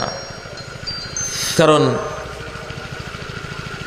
ইসলামী যেই শিক্ষা নীতি আল কোরআনে ঘোষণা করা হয়েছে, কোরআনের নাজিল হওয়া প্রথম সূরার প্রথম আয়াত, সেখানে কমপ্লিট ইসলামী শিক্ষা নীতির শিক্ষা ব্যবস্থার রূপরেখা বলে দেওয়া হয়েছে, কারিকুলাম বলে দেওয়া হয়েছে। ইকরা বিসমি রাব্বিকাল্লাযী খালাক, স্টাডি করো, অধ্যয়ন করো, পড়ালেখা করো, বিসমি রাব্বিকাল্লাযী খালাক। তোমাকে বিশ্বাস করতে হবে তোমার একজন স্রষ্টা প্রতিপালক আছেন, তিনি তোমাকে সৃষ্টি করেছেন, তার সমস্ত নাম, তার সমস্ত নামের যে মর্ম একত্ববাদ, সেই একত্ববাদী চেতনায় উজ্জীবিত হয়ে তুমি শিক্ষা গ্রহণ করো, পড়ালেখা করো, তুমি ধার্মিক হয়ে পড়ালেখা করো, তুমি মুমিন হয়ে পড়ালেখা করো, তুমি আল্লাহ সৃষ্টিকর্তাকে স্বীকার করে আল্লাহ ওয়ালা হয়ে তুমি পড়ালেখা করো। এটা তো প্রথম নাজিল হওয়া প্রথম আয়াত, ইকরা বিসমি রাব্বিকাল্লাযী খালাক, খালাকাল ইনসানা মিন আলাক, ইনসানকে সৃষ্টি করেছেন আলাক থেকে, রক্তবিন্দু থেকে, বা ডিএনএ আরএনএ থেকে, বা ক্রোমোজোম থেকে। আলাকের ভিতরে সবই আসে, অথবা জেনেটিক্স থেকে, যেটাই বলেন, আলাকের ভিতরে সব চলে আসতেছে। অতএব সেকুলার হওয়ার তো আমাদের কোনো সুযোগ নেই, আমরা অবশ্যই ধর্মভিত্তিক শিক্ষাটা আমরা নেব। আর সহশিক্ষা যেটা আসলে নারীদের জন্য গার্লস স্কুল বা বালিকা বিদ্যালয়, বালিকা কলেজ, মহিলা ইউনিভার্সিটি, মহিলা মাদ্রাসা, এটাই হলো ইসলামী সিস্টেম। মেয়েরা আলাদা শিখবে, ছেলেরা আলাদা শিখবে। ছেলে মেয়ে যদি একসাথে করে দেয়া হয় তাহলে সেখানে আর পড়ালেখা থাকে না। আজকে সারা পৃথিবীতে যেই অনৈতিকতার বীজ বাষ্প ছড়িয়ে পড়েছে, যে পর্নোগ্রাফি ছড়িয়ে পড়েছে, আজকে নারীরা যেই তারা মূল্যহীন পণ্যে পরিণত হয়েছে, নারীদেরকে নিয়ে আজকে শুধু ব্যবসায়ী করা হচ্ছে, তো এগুলির মূল অধপতনটা শুরু হয়েছে সহশিক্ষা থেকে। আগে নারীরা শিখতো ঘরের মধ্যে, আলাদা বিদ্যালয়ের মধ্যে। সে জিনিস নষ্ট করে দেওয়া হয়েছে নারী আর পুরুষ একসাথ করে, যাতে নৈতিকতা ধ্বংস হয়ে যায়। প্রিয় ভাইরা, এই জন্য সহশিক্ষার কোনো সুযোগ ইসলামে নাই। মদিনা ইউনিভার্সিটিতে মেয়েদের জন্য শিক্ষা ব্যবস্থা আছে, মেয়েরা ক্লাসে যায়, ক্লাসরুমে শিক্ষকও যান না, পুরুষ শিক্ষকটাও ক্লাসরুমে যান না, প্রজেক্টরের মাধ্যমে তারা ক্লাসরুমে শিক্ষককে দেখতে পায়, শিক্ষক তাকে বাইরে। বর্তমান সৌদি আরবে যেই শিক্ষা ব্যবস্থা করা হয়েছে, মহিলাদের শিক্ষার মধ্যে পুরুষ একজনও যাবে না, টোটাল মহিলারা সেখানে থাকবে,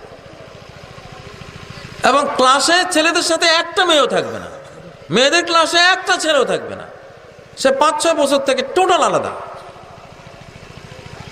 কারণ আল্লাহ তাআলা যেটা বলেছেন সূরা নূরের 31 নম্বর আয়াতে, আবিত্তাফলিল্লাযিনা লাম ইয়াযহারু আলা আওরাতিন নিসাই, যে 13-14 জন মানুষের কাছে নারীদের অলংকার সৌন্দর্য ঢাকতে হয় না, তার বাবা, তার স্বামী, তার ভাতিজা, ভাই, ছেলে ইত্যাদি, এরকম 13-14 জন। সেখানে শিশুর প্রসঙ্গে এসে আবিত্তাফলিল্লাযিনা লাম ইয়াযহারু আলা আওরাতিন নিসাই, ওই শিশুদের সামনে নারীদের পর্দা করতে হবে না যারা নারীদের গোপন বিষয়, গোপন অঙ্গসমূহ সম্পর্কে সচেতন নয়। কিন্তু আমরা জানি আজকে মিডিয়ার যুগে 8-9 বছরের একটা শিশু এত কিছু বুঝে, যেটা আমরা আমাদের জীবনে 30 বছরও বুঝতাম না। অতএব এখন শিশুকাল থেকে আলাদা করার একটা প্রয়োজন বর্তমান বিশ্ব পরিস্থিতিতে দেখা দিয়েছে। সেজন্য এখন আর সহশিক্ষার প্রশ্নই আসে না। এই অনৈতিক যুগে সহশিক্ষা করলে জিনেমা বিচার ছাড়া এখানে আর কিছুই আশা করা যায় না। মায়ের পায়ের নিচে সন্তানের বেহেশত, এই হাদিস কি বর্ণনা করুন না। মায়ের পায়ের নিচে সন্তানের বেহেশত, এই মর্মে হাদিস নাই, এই হাদিসটি সহিহ নয়। তবে এই মর্মের একটা হাদিস আছে যে হুমা জান্নাতুকা ওয়া নারুক, মা বাবা তোমার জান্নাত অথবা তোমার জাহান্নাম, এইটা আছে সহিহ। আলবানী বলেছেন এই মর্মে হাদিসটি সহিহ যে মা বাবা তোমার জান্নাত অথবা তোমার জাহান্নাম, মানে সেবা দিলে জান্নাত পাইবা আর মনে কষ্ট দিলে জাহান্নামে যেতে হবে তোমাকে, এই মর্মে হাদিসটি সহিহ। আমরা লক্ষ্য করছি আহলে হাদিসের অনুসারীরা আকিমুস সালাহ কাজটি গুরুত্ব দিয়ে করে যাচ্ছেন, কিন্তু আকিমুদ্দিনের কাজ করার ক্ষেত্রে অনীহা। আমি আগেই বলেছি আহলে হাদিস ভাইয়েরা ইসলামের ফাউন্ডেশন নিয়ে খুব কাজ করেন, ছাদ নিয়ে খুব একটা চিন্তা করেন না। আবার আরেক ভাইয়েরা আছে ছাদ নিয়ে বেশি চিন্তা করেন, বুনিয়াদ নিয়ে চিন্তা কম করেন। এই জন্য উভয় যারা ফাউন্ডেশনে কাজ করছেন তারা ছাদেরও কাজ করুন, যারা ছাদের কাজ করছেন তারা ফাউন্ডেশনেরও কাজ করুন, তাহলে এটা কমপ্লিট সমন্বয় হবে, সুন্দর হবে, এবং আপনারা কমপ্লিট ইসলামের পালন করার যে সবটা এটা আপনারা পেয়ে যাবেন। নগ্ন পোশাক পরিধান করা কি হারাম? অবশ্যই হারাম। কারণ মানুষের ইতিহাস আর শয়তানের ইতিহাস চর্চা করলে দেখা যায় শয়তান মানুষকে প্রথম মূর্তি পূজার আহ্বান জানায়নি। শয়তান মানুষকে সর্বপ্রথম হারাম খাইয়েছে, হারাম খাইয়ে উলঙ্গ করে দিয়েছে। হারাম খাইলে মানুষের পোশাক থাকে না, যে হারাম খাবে সে উলঙ্গ হবেই। যে নারীরা অর্ধ উলঙ্গ হয়ে আজকে মার্কেটে ঘুরে বেড়ায়, এদের পারিবারিক ইতিহাস পর্যালোচনা করে দেখবেন যে এদের বাবা অবশ্যই সুদ খেয়েছে অথবা ঘুষ খেয়েছে অথবা হারাম ব্যবসা করেছে, যে কোনো উপায়ে হোক হারাম ঢুকেছে ওদের পরিবারে, এই জন্য তার এই অবস্থা। এটা মানব ইতিহাস। প্রথম মা বাবা আদম হাওয়া হারাম খেয়ে উলঙ্গ হয়ে গেছে। আর তো সারা কোরআনে আল্লাহ তাআলা তথ্য দিয়ে আমাদেরকে এটা বুঝিয়েছেন।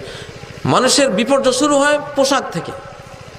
যার পোশাক শেষ, লজ্জা শেষ, ইজা ফাতাকাল হায়া ফাসনা মা শিতা, নবীজি বলেছেন তোমার যদি লজ্জাই শেষ হয়ে যায় তো এরপরে যা ইচ্ছা তাই করতে পারবো, আর বাধা নাই।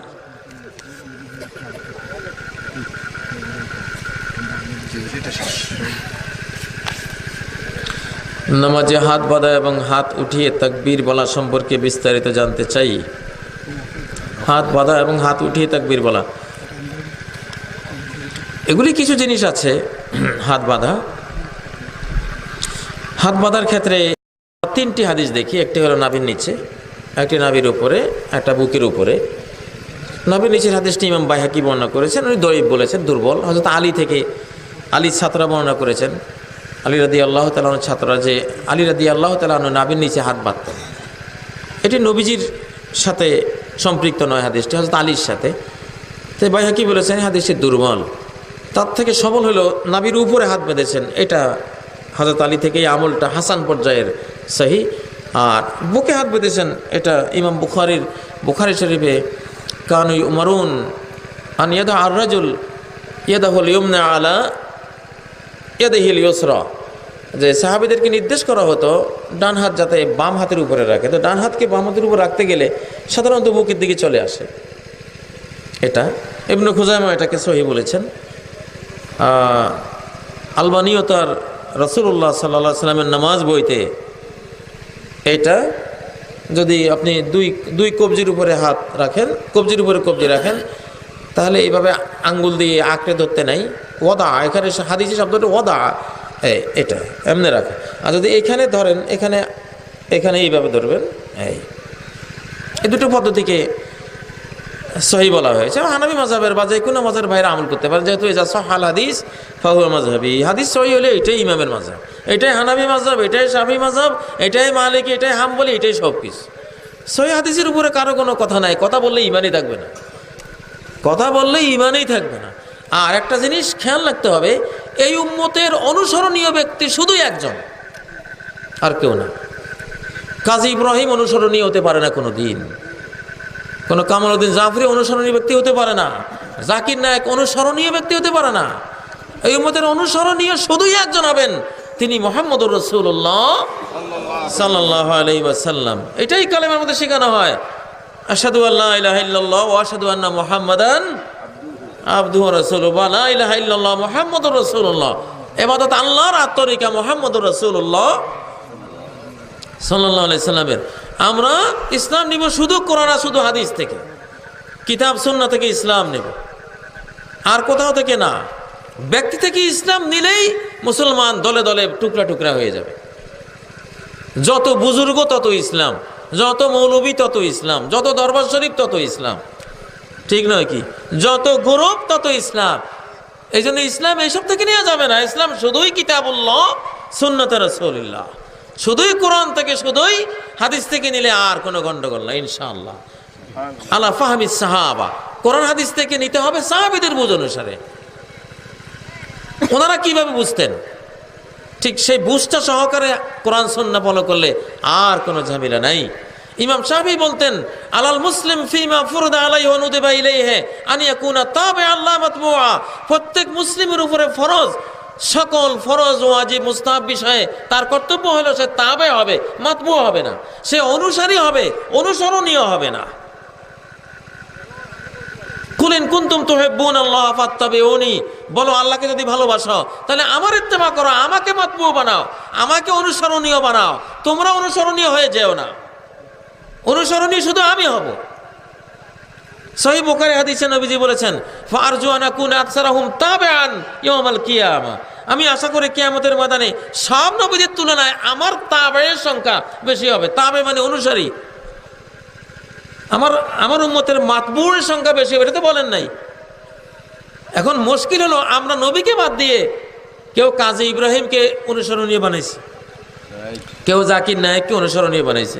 কাজী ইব্রাহিম একরকম, জাকির নায়েক একরকম, কেউ জাফরি হুজুরকে অনুসরণীয় বানাইছে, উনি আরেক রকম, কেউ পীর বুজুর্গকে অনুসরণীয় বানাইছে, উনি আরেক রকম। যত পীর তত রকম, ঠিক নয় কি? তাহলে আর মুসলমানদের ঐক্যবদ্ধ হওয়ার কোনো সুযোগ থাকবে? থাকবে না। অনুসরণীয় কয়জন? একজন, উনি ইমামে আযম। লাকাদ কানা লাকুম ফি রাসূলিল্লাহি উসওয়াতুন হাসানা। এখানে ফি রাসূলিল্লাহ আগে বলা হয়েছে, এটা পরে বলার কথা ছিল। হসর ফায়দা, সীমাবদ্ধতার মর্ম বুঝাবার জন্য বলা হয়েছে। অর্থাৎ তোমাদের জন্য যদি কোনো আদর্শ থাকে, অনুসরণীয় অনুকরণীয় আদর্শ থাকে, সেটা একজনের মধ্যে আছে, তিনি কে? মুহাম্মদুর রাসূলুল্লাহ সাল্লাল্লাহু আলাইহি ওয়াসাল্লাম। আর কারোর মধ্যে নাই, আর কারোর মধ্যে অনুসরণ খুঁজতে পারবা না। ওনাকে বাদ দিয়ে সব তাবে, ওনাকে বাদ দিয়ে সব কি তাবে, মানে কি? অনুসারী। আবু বকর সিদ্দিক অনুসারী, ওমর ফারুক অনুসারী, সাহাবায়ে কেরাম সবাই অনুসারী, তাবেঈনে কেরাম সবাই অনুসারী, আইম্মায়ে মুজতাহিদিন সবাই অনুসারী, মুফাসসিরিন মুহাদ্দিসিন ফুকাহা সবাই অনুসারী। এই যুগে সেই যুগের আমরা সবাই অনুসারী, আর তিনি একমাত্র অনুসরণীয়। সাল্লু কামা রাআইতুমুনি উসাল্লি, আমি কিভাবে সালাত পড়ি, আমাকে অনুসরণ করে সালাত পড়ো। খুযু আন্নী মানাসিকাকুম, ইবাদত বন্দেগী কোনটা আমি কিভাবে করেছি সেভাবে করো, আমার থেকে না, আর কারো থেকে না। সুবহানাল্লাহ। এই একটা মূলনীতি যদি আমরা ঠিক রাখি তাহলে উম্মত ঐক্যবদ্ধ হয়ে যাবে নিঃসন্দেহে।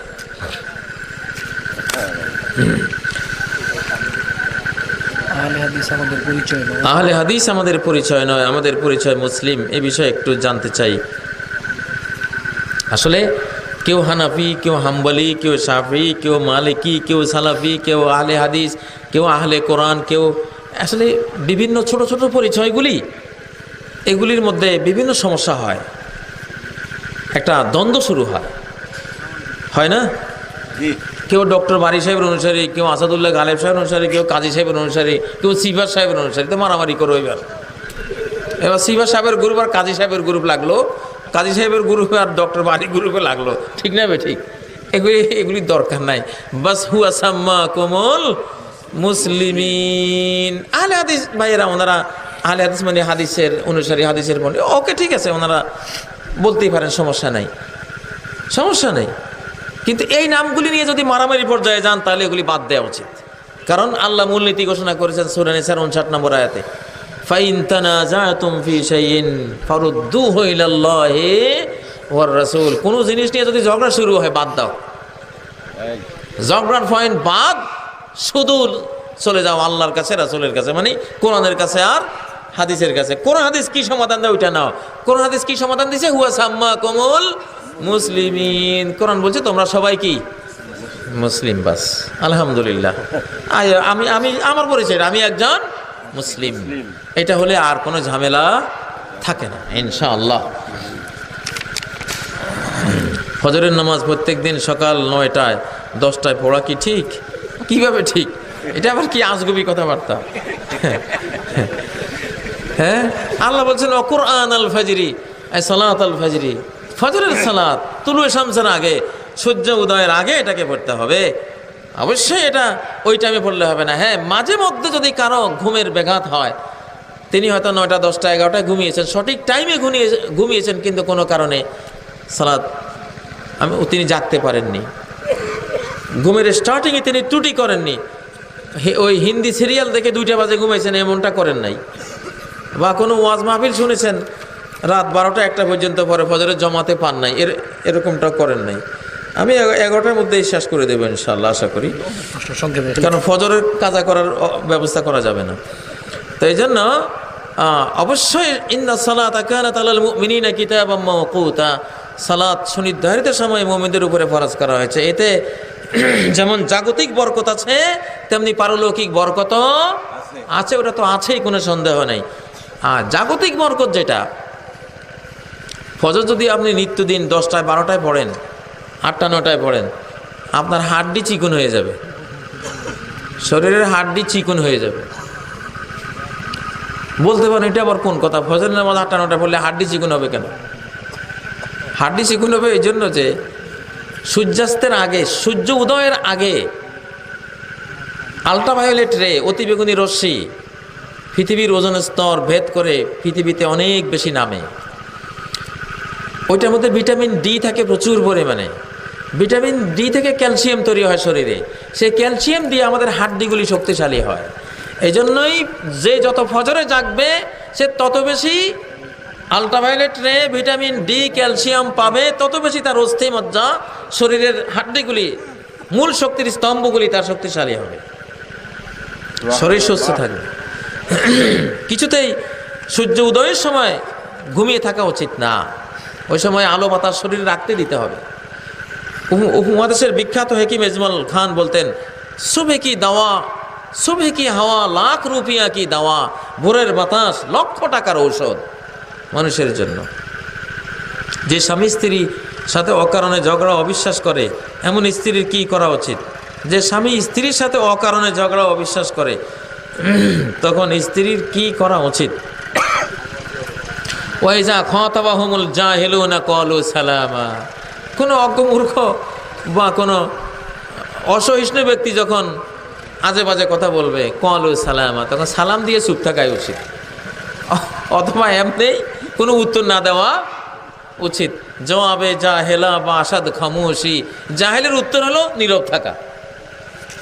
জাহেলের উত্তর হলো কি? নীরব থাকা। নীরব থাকলে আস্তে থেমে যাবে, তর্ক করে কোনো লাভ নেই। বর্তমান সময়ে এক বক্তা বলেছেন লা ইলাহা ইল্লাল্লাহ মুহাম্মাদুর রাসূলুল্লাহ একসাথে লিখে যাবেন। এটা আমি অনেকবার মিডিয়াতে উত্তর দিয়েছি, এটা ভুয়া কথা। একসাথে লেখা যাবে। নবীজির খায়বর যুদ্ধের পতাকার মধ্যে লা ইলাহা ইল্লাল্লাহ মুহাম্মাদুর রাসূলুল্লাহ অঙ্কিত ছিল। সহিহ সনদে ইবনে হাজার আসকালানি ফাথুল বারির মধ্যে এটা উল্লেখ করেছেন। খায়বর বাবু গাজওয়াতে খায়বর যুদ্ধের মধ্যে হাদিসটা দেখে নেবেন, একদম ওনার এটা যুদ্ধের পতাকার মধ্যে নবী সাল্লাল্লাহু আলাইহি ওয়াসাল্লাম ইউজ করেছেন। এখন বর্তমান সৌদি আরবের জাতীয় পতাকার মধ্যে লা ইলাহা ইল্লাল্লাহ মুহাম্মাদুর রাসূলুল্লাহ এইভাবেই লিখিত হয়। সমস্ত মক্কার মদিনার বিশ্ববিখ্যাত স্কলাররা, কাবার, মসজিদে নববীর খতিবরা, ইমামরা কেউ এর বিরুদ্ধে কোনো আপত্তি তোলে নাই। আসলে এমনি উম্মতের মধ্যে ইখতিলাফের কোনো শেষ নেই, আরও নিত্য নতুন ইখতিলাফ জন্ম দেওয়া হচ্ছে খামাখা। এগুলি বাজে কথা। ধূমপান কেউ বলে হারাম এবং কেউ বলে মাকরুহ। কোনটি সঠিক? হারামটাই সঠিক। একসময় ধূমপানের ভয়াবহ ক্ষতি সম্বন্ধে গবেষণা হয়ে সারেনি, এই জন্য ধূমপানের ভয়াবহতা বোঝাও যায়নি। তখন ওলামারা অনেকে মাকরুহ বলতেন, কিন্তু এখন যখন প্রমাণিত হলো এই ধূমপানের কারণে বছরে প্রায় 15 থেকে 30 লক্ষ মানুষ খুন হচ্ছে, নিহত হচ্ছে, ক্যান্সার, আলসার, বিভিন্ন ভয়াবহ রোগে আক্রান্ত হয়ে মারা যাচ্ছে। এমন একটা ঘাতক জিনিস কিছুতেই মাকরুহ হতে পারে না, এটা অবশ্যই হারাম, নিষিদ্ধ। বেইস্তিকরাইল আদিল্লাতি শারঈয়া, শরিয়ার সব দলিল ঘাটলে এটাই প্রমাণিত হয়। বিশ্ব স্কলাররা এটাই বলেছেন।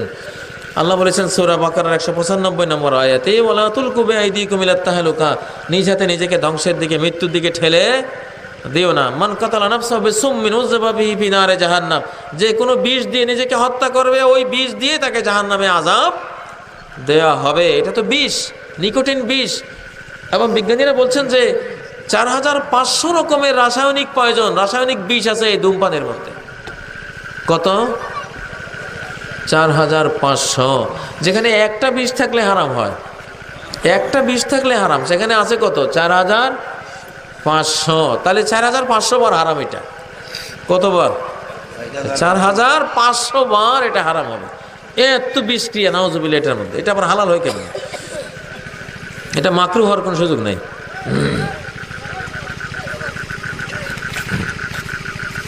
নামাজের পর সম্মিলিত মুনাজাত সম্পর্কে জানতে চাই। ইমাম মালিক বলেছেন যে কানু ইয়াখলুনা কুল্লু রাজুলিন ইয়াখলু বিনাফসিহি বাদা আল ইনসিরাফ মিনাস সালাহ। সাহাবায়ে কেরাম তাদের অভ্যাস ছিল সালাম ফিরাবার পরে প্রত্যেকে পার্সোনাল জিকিরে লেগে যেতেন। আর সামষ্টিক কোনো ইবাদত সালাম ফিরাবার পরে আর নাই, কোনো দলবদ্ধ মুনাজাতও নাই, দলবদ্ধ কিছুই নেই। এখন ব্যক্তিগতভাবে সবাই জিকির আজকাল শুরু করবে। এই জন্য মুহাদ্দিসিনরা সবাই সালাম ফিরাবার পরে কি করতে হবে? বাবু জিক্রে বাদাস সালাহ, সালাতের পর জিকিরের জিকিরের অধ্যায়। হাদিসের কিতাবগুলি খুলুন, দেখবেন বাবু জিক্রে বাদাস সালাহ, সালাতের পর জিকির, সালাতের পর সম্মিলিত মুনাজাত না। এখন সালাতের পর কি করতে হবে কোরআনেও প্রসঙ্গটি এসেছে। সূরা নিসার 103 নম্বর আয়াতে আল্লাহ ক্লিয়ার করে দিয়েছেন যে সালাত শেষে কি করবা। আল্লাহ বলছেন সূরা নিসার 103 নম্বর আয়াত, ফাইজা কদাইতুমুস সালাতা ফাযকুরুল্লাহ, যখন সালাত শেষ করেছো এখন আল্লাহ জিকির করো। কি করো? জিকির করো। কিয়ামান ওয়া কুউদান ওয়া আলা জুনুবিকুম, দাঁড়ানো হলে দাঁড়িয়ে জিকির করো, বসা হলে বসে জিকির করো, শোয়া হলে শুয়ে জিকির করো, যেমনে থাকো সালাম ফিরাবার পরে। এখন দায়িত্ব কি তোমার? জিকির করা। সেই জিকিরগুলি নবীজি করেছেন। কি জিকির? সালাম ফিরিয়ে আস্তাগফিরুল্লাহ আস্তাগফিরুল্লাহ আস্তাগফিরুল্লাহ 3 বারে জিকিরটা করেছেন। দ্বিতীয় জিকির করেছেন আল্লাহুম্মা আনতাস সালাম ওয়া মিনকাস সালাম তাবারাকতা ইয়া যাল জালালি ওয়াল ইকরাম। তৃতীয় জিকির করেছেন লা ইলাহা ইল্লাল্লাহু ওয়াহদাহু লা শারীকা লাহু লাহুল মুলকু ওয়া লাহুল হামদু ওয়া হুয়া আলা কুল্লি শাইইন কাদির। আল্লাহুম্মা লা মানি'a লিমা আ'তাইতা ওয়া লা মু'তিয়া লিমা মানা'তা ওয়া লা ইয়ানফা'ু যাল জাদ্দি মিনকাল জাদ। চতুর্থ জিকির করেছেন আল্লাহুম্মা আ'ইন্নি আলা যিকরিকা ওয়া শুকরিকা ওয়া হুসনি ইবাদাতিক। পঞ্চম জিকির করেছেন লা ইলাহা ইল্লাল্লাহু ওয়া লা না'বুদু ইল্লা ইয়াহু। এই যে লম্বা একটা জিকির এটা করেছেন। তারপর ষষ্ঠ জিকির করেছেন সুবহানাল্লাহ 33 বার, আলহামদুলিল্লাহ 33 বার, আল্লাহু আকবার 34 বার। সপ্তম জিকির করেছেন আয়াতুল কুরসি। সপ্তম জিকির করেছেন 3 কুল, সূরা ইখলাস, সূরা ফালাক, সূরা নাস। অষ্টম জিকির করেছেন সুবহান রাব্বিকা রাব্বিল ইজ্জাতি আম্মা ইয়াসিফুন ওয়া সালামুন আলাল মুরসালিন ওয়ালহামদুলিল্লাহি রাব্বিল আলামিন। এগুলি এক একটা জিকির এত বড় ফজিলতপূর্ণ। আয়াতুল কুরসি সম্বন্ধে বলছেন যে মান কারা আয়াতুল কুরসি দুবারা সালাওয়াতুল মাকতুবাত লাম ইয়ামনাহু মিন দুখুলিল জান্নাতি ইল্লা ইয়ামুত। 5 ওয়াক্ত ফরজের পরে পরে যে ব্যক্তি আয়াতুল কুরসি পড়বে তার জান্নাতে যাওয়ার বাকি হলো শুধু মৃত্যুটা, মৃত্যুর সাথে সাথে জান্নাতে চলে যাবে। তাবারানী riwayate আসছে কানা বিজিম্মাতিল্লাহি হাত্তা সালাতিল উখরা।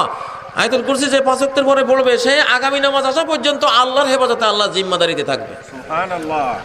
আবার 100 তাসবিহ যেটা সুবহানাল্লাহ, আলহামদুলিল্লাহ, আল্লাহু আকবার 33 33 34, এটার ব্যাপারে এসেছে গুফিরাত লাহু যুনুবু ওয়া ইন কানা মিসলা জাবাদিল বাহর। সমুদ্রের ফেনা সমান হলেও তার সব গুনাহ আল্লাহ ক্ষমা করে দেবে।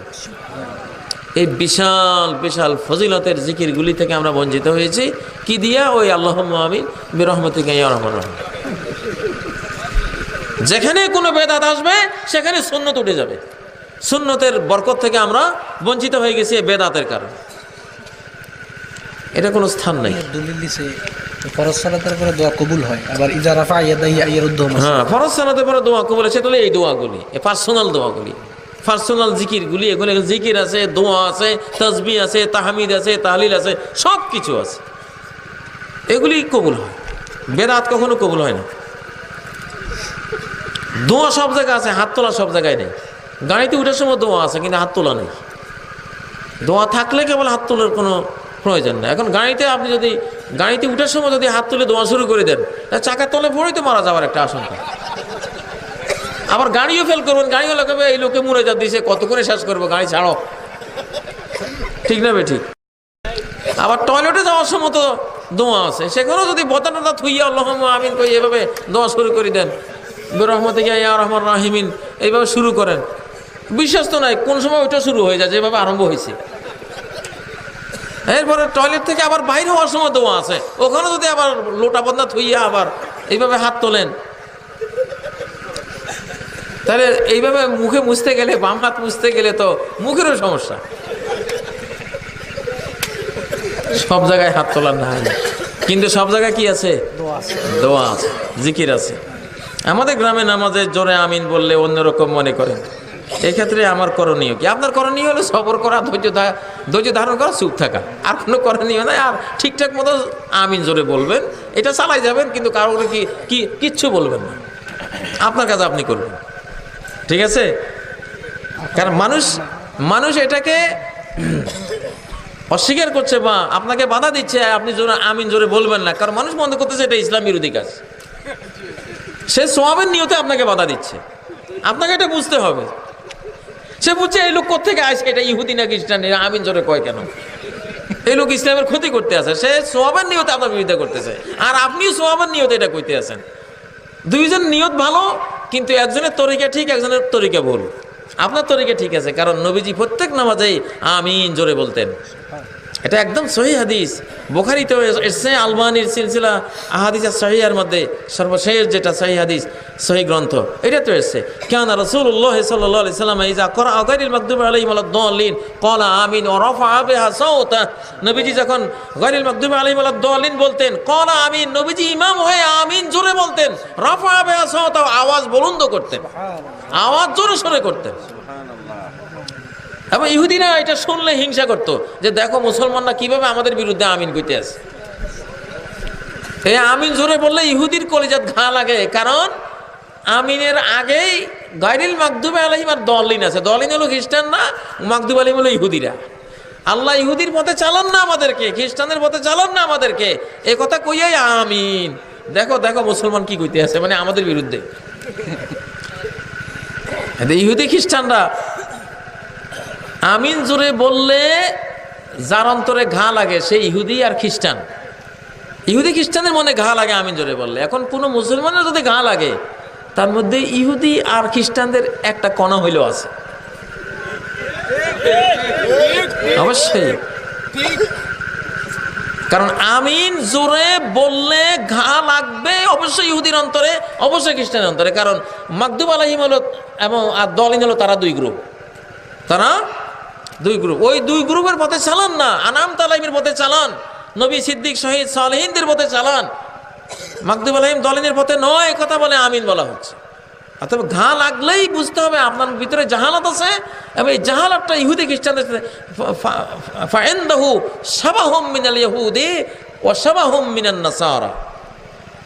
এই জন্য আসলাফরা বলতেন মান ফাসাদা মিন উলামাইনা ফালাহু শাবাহুম বিল ইহুদ। আমাদের আলেমদের মধ্যে যারা নষ্ট হয়ে গেছে ওদের মধ্যে ইহুদির কিছু স্বভাব আছে। আর অমান ফাসাদা মিন উব্বাদিনা, আমাদের ইবাদতকারীদের মধ্যে যারা নষ্ট হয়েছে এদের মধ্যে খ্রিস্টান সন্ন্যাসীদের কিছু স্বভাব আছে। যাই হোক, আমিন জোরে বলাই মুসলিম সংস্কৃতি। আমিন এটা নবীজি বলতেন। বুখারীতে কিতাবুস সালাতে ইবনে জুবাইরের হাদিসটি এসেছে, আম্মানা ইবনে জুবাইর ওয়া আম্মানা মান খালফাহু হাত্তা ইন্না লিল মাসজিদি লাজ্জাতান। সাহাবী আব্দুল্লাহ ইবনে জুবাইর আমিন বলেছেন, পিছনে সব মুসল্লিরা আমিন বলেছেন, এমনকি মসজিদ কেঁপে উঠেছে আমিনের শব্দে।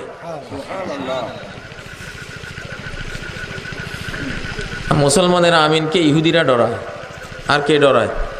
খ্রিস্টানরা ডরায় যে এই আমিন যদি কবুল হইয়া যায় তা আমাদের সর্বনাশ। ঠিক কি না? এটা তো ইহুদি খ্রিস্টানদেরকে প্রভাবিত করার একটা বিরাট আমাদের হাতিয়ার। অতএব আমিন জোরে এই কালচারটা চালু হোক। আপনি গালিগালাজ শুনেও আপনি পাগলের চিকিৎসা যে করতে যায় তারা কিছু কিলঘুষি খাওয়াই লাগে, এটা সমস্যা নাই, আপনি সবর করবেন ইনশাআল্লাহ, এক সময় আপনি বিজয়ী হবেন।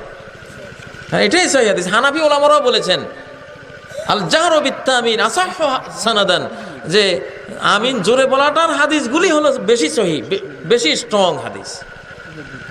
এটা হানাফি ওলামারাও স্বীকার করেছে। আমি এক ব্যক্তিকে 5,000 টাকা দিলাম, সে এটা দিয়ে ব্যবসা করবে।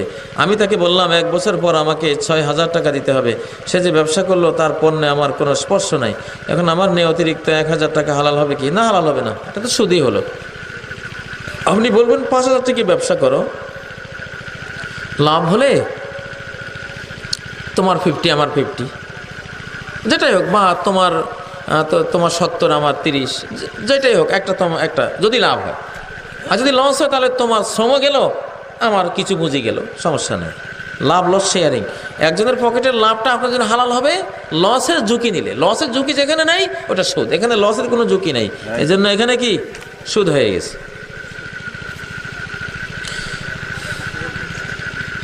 এটা কি অনেক পীর সাহেব নিজেদেরকে নবীদের বংশধর হিসেবে অনেক পীর সাহেবরা নিজেদেরকে নবীর বংশধর হিসাবে মনে করে। এইরকম দাবি সম্পর্কে ইসলাম কি বলে?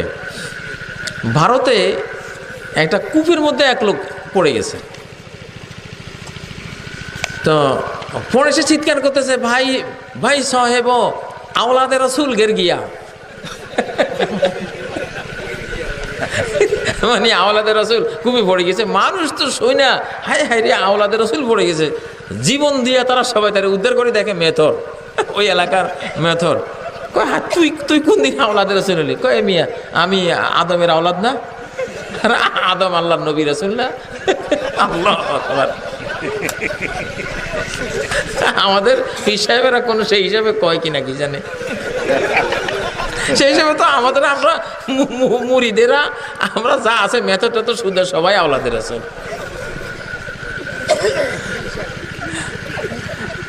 আল্লাহু আলাম। নবী সাল্লাল্লাহু আলাইহি সাল্লামের আওলাদ জেনুইন, ওনার বংশলতিকায় পৃথিবীতে আছে, কিন্তু এটা তো মানে প্রচার করার জিনিস না। যাদেরকে আল্লাহ তাআলা ওই বংশে দিয়েছেন, ওই ব্লাডে যারা আছেন, তারা কোনোদিন প্রচারধর্মী হয় না। ওরা লুকিয়ে থাকে, ওরা প্রচার বিমুখ থাকে সাধারণত, এটাই আমরা দেখি। যাই হোক, এটা দিয়ে যারা প্রচার করে, আমরা দেখি দুনিয়ার যত আকসার, যত বেদাত, যত কবর পূজা, মাজার পূজার সাথে এই শ্রেণীর মানুষেরা জড়িত থাকে। আল্লাহ তাআলা হেফাজত করুন। আর সহিহ আওলাদে রাসূল নবীজির বংশ আমাদের বাংলাদেশে থেকে থাকলে সেটাও আল্লাহ তাআলা আমাদেরকে জানবার তৌফিক দান করেন। আমরা সালাতে নিয়ত পড়ে থাকি। এখন অনেকেই বলতেছেন নিয়ত পড়া ঠিক নয়, এই ব্যাপারে বিস্তারিত জানিয়ে জীবিত করবেন, বাধিত করবেন। হ্যাঁ, সালাতে আপনারা নিয়ত পড়েন, নিয়ত শব্দের অর্থটাই বাংলাদেশে বোঝানো হয়নি। নিয়ত আবার পড়ে কেমনে? নিয়ত মানে মনের ভাব, নিয়ত বলা হয় ভাব, ইচ্ছা। ইচ্ছা কি পড়া যায় নাকি? ইচ্ছা পড়বেন কেমন? ইচ্ছা তো পড়ার জিনিস না।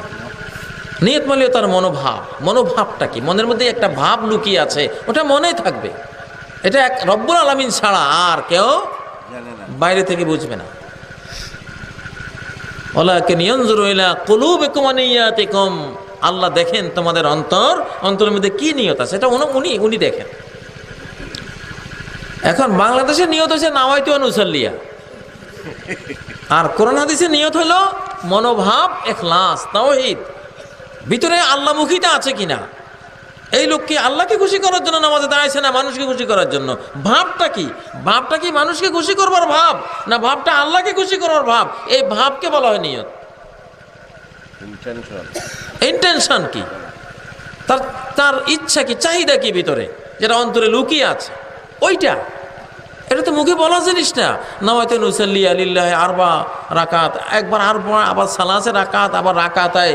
এই গোলমালে পড়ে কত লাখ কত কোটি মুসল্লি যে তাকবীর তাহরিমা হারায়, সূরা ফাতিহা সহ হারায়, এক রাকাত কাজা পর্যন্ত হয়ে যায়, তারপরও ওই নিয়তে ঠিক হয় না। বেদাত আসলেই সুন্নত বিদায় নেয়। সুন্নাহ হলো তাকবীর তাহরিমা পাওয়া ইমামের সাথে। আর তাকবীরাতুল উলা খায়রুম মিনাদ দুনিয়া ওয়া মা ফিহা, প্রথম তাকবীর পাওয়া দুনিয়ার সমস্ত সম্পত্তির মালিক হওয়ার চেয়েও বড় কিছু পাওয়া। সেই পাওয়া থেকে বঞ্চিত করতেছে এই ভুয়া একটা নিয়তের গদ, যেটা বেদাত, কুসংস্কার।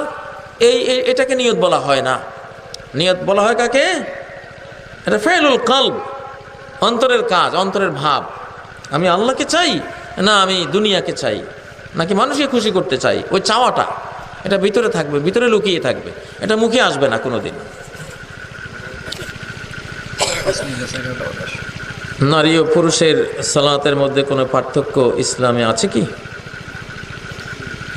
নারী ও পুরুষের সালাতের মধ্যে কিছু পার্থক্য তো আছে। নারীরা আপাদমস্তক হিজাব পরে, পর্দা করে তারা সালাত পড়বেন, এই একটা পার্থক্য আছে। নারীদের জামাত জরুরি নয়, ইচ্ছা করলে তারা আসবে, কিন্তু বাধা দেওয়া যাবে না। মসজিদে তাদের জন্য জায়গা রাখতে হবে, তারা আসবে, জামাতে আসবে, নামাজ পড়ে, কেউ বাধা দিতে পারবে না। কিন্তু পুরুষের মতো তাদের জন্য জামাতে আসাকে জরুরি বলা হয়নি।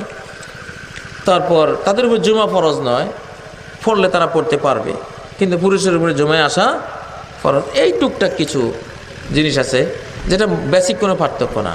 কিন্তু নামাজের দানের মধ্যে আর পুরুষের দানের মধ্যে কোনো তাদের বেশকম নাই। রুকুর মধ্যে কোনো বেশকম হবে না, সেজদার মধ্যে কোনো বেশকম হবে না, হাত বাঁধাতে কোনো বেশকম নাই, বসার মধ্যে কোনো পার্থক্য বেশকম নাই। পুরুষের নামাজে যা, নারীর নামাজেও তা। সল্লু কামা রাআইতুমুনি উসাল্লি, কোনো সহিহ হাদিসে, কোনো সহিহ বর্ণনায় নবীজি থেকে এটা একবারও প্রমাণিত হয় নাই যে নারীরা সেজদা করবে এইভাবে মাটির সাথে মিশে। বরং নবীজি বলেছেন, উমিরতু আন আসজুদা আলা সাবআতি আযমিন, 7 অঙ্গের উপরে, 7 হাড্ডির উপরে সেজদা করতে আমাকে আদেশ করা হয়েছে।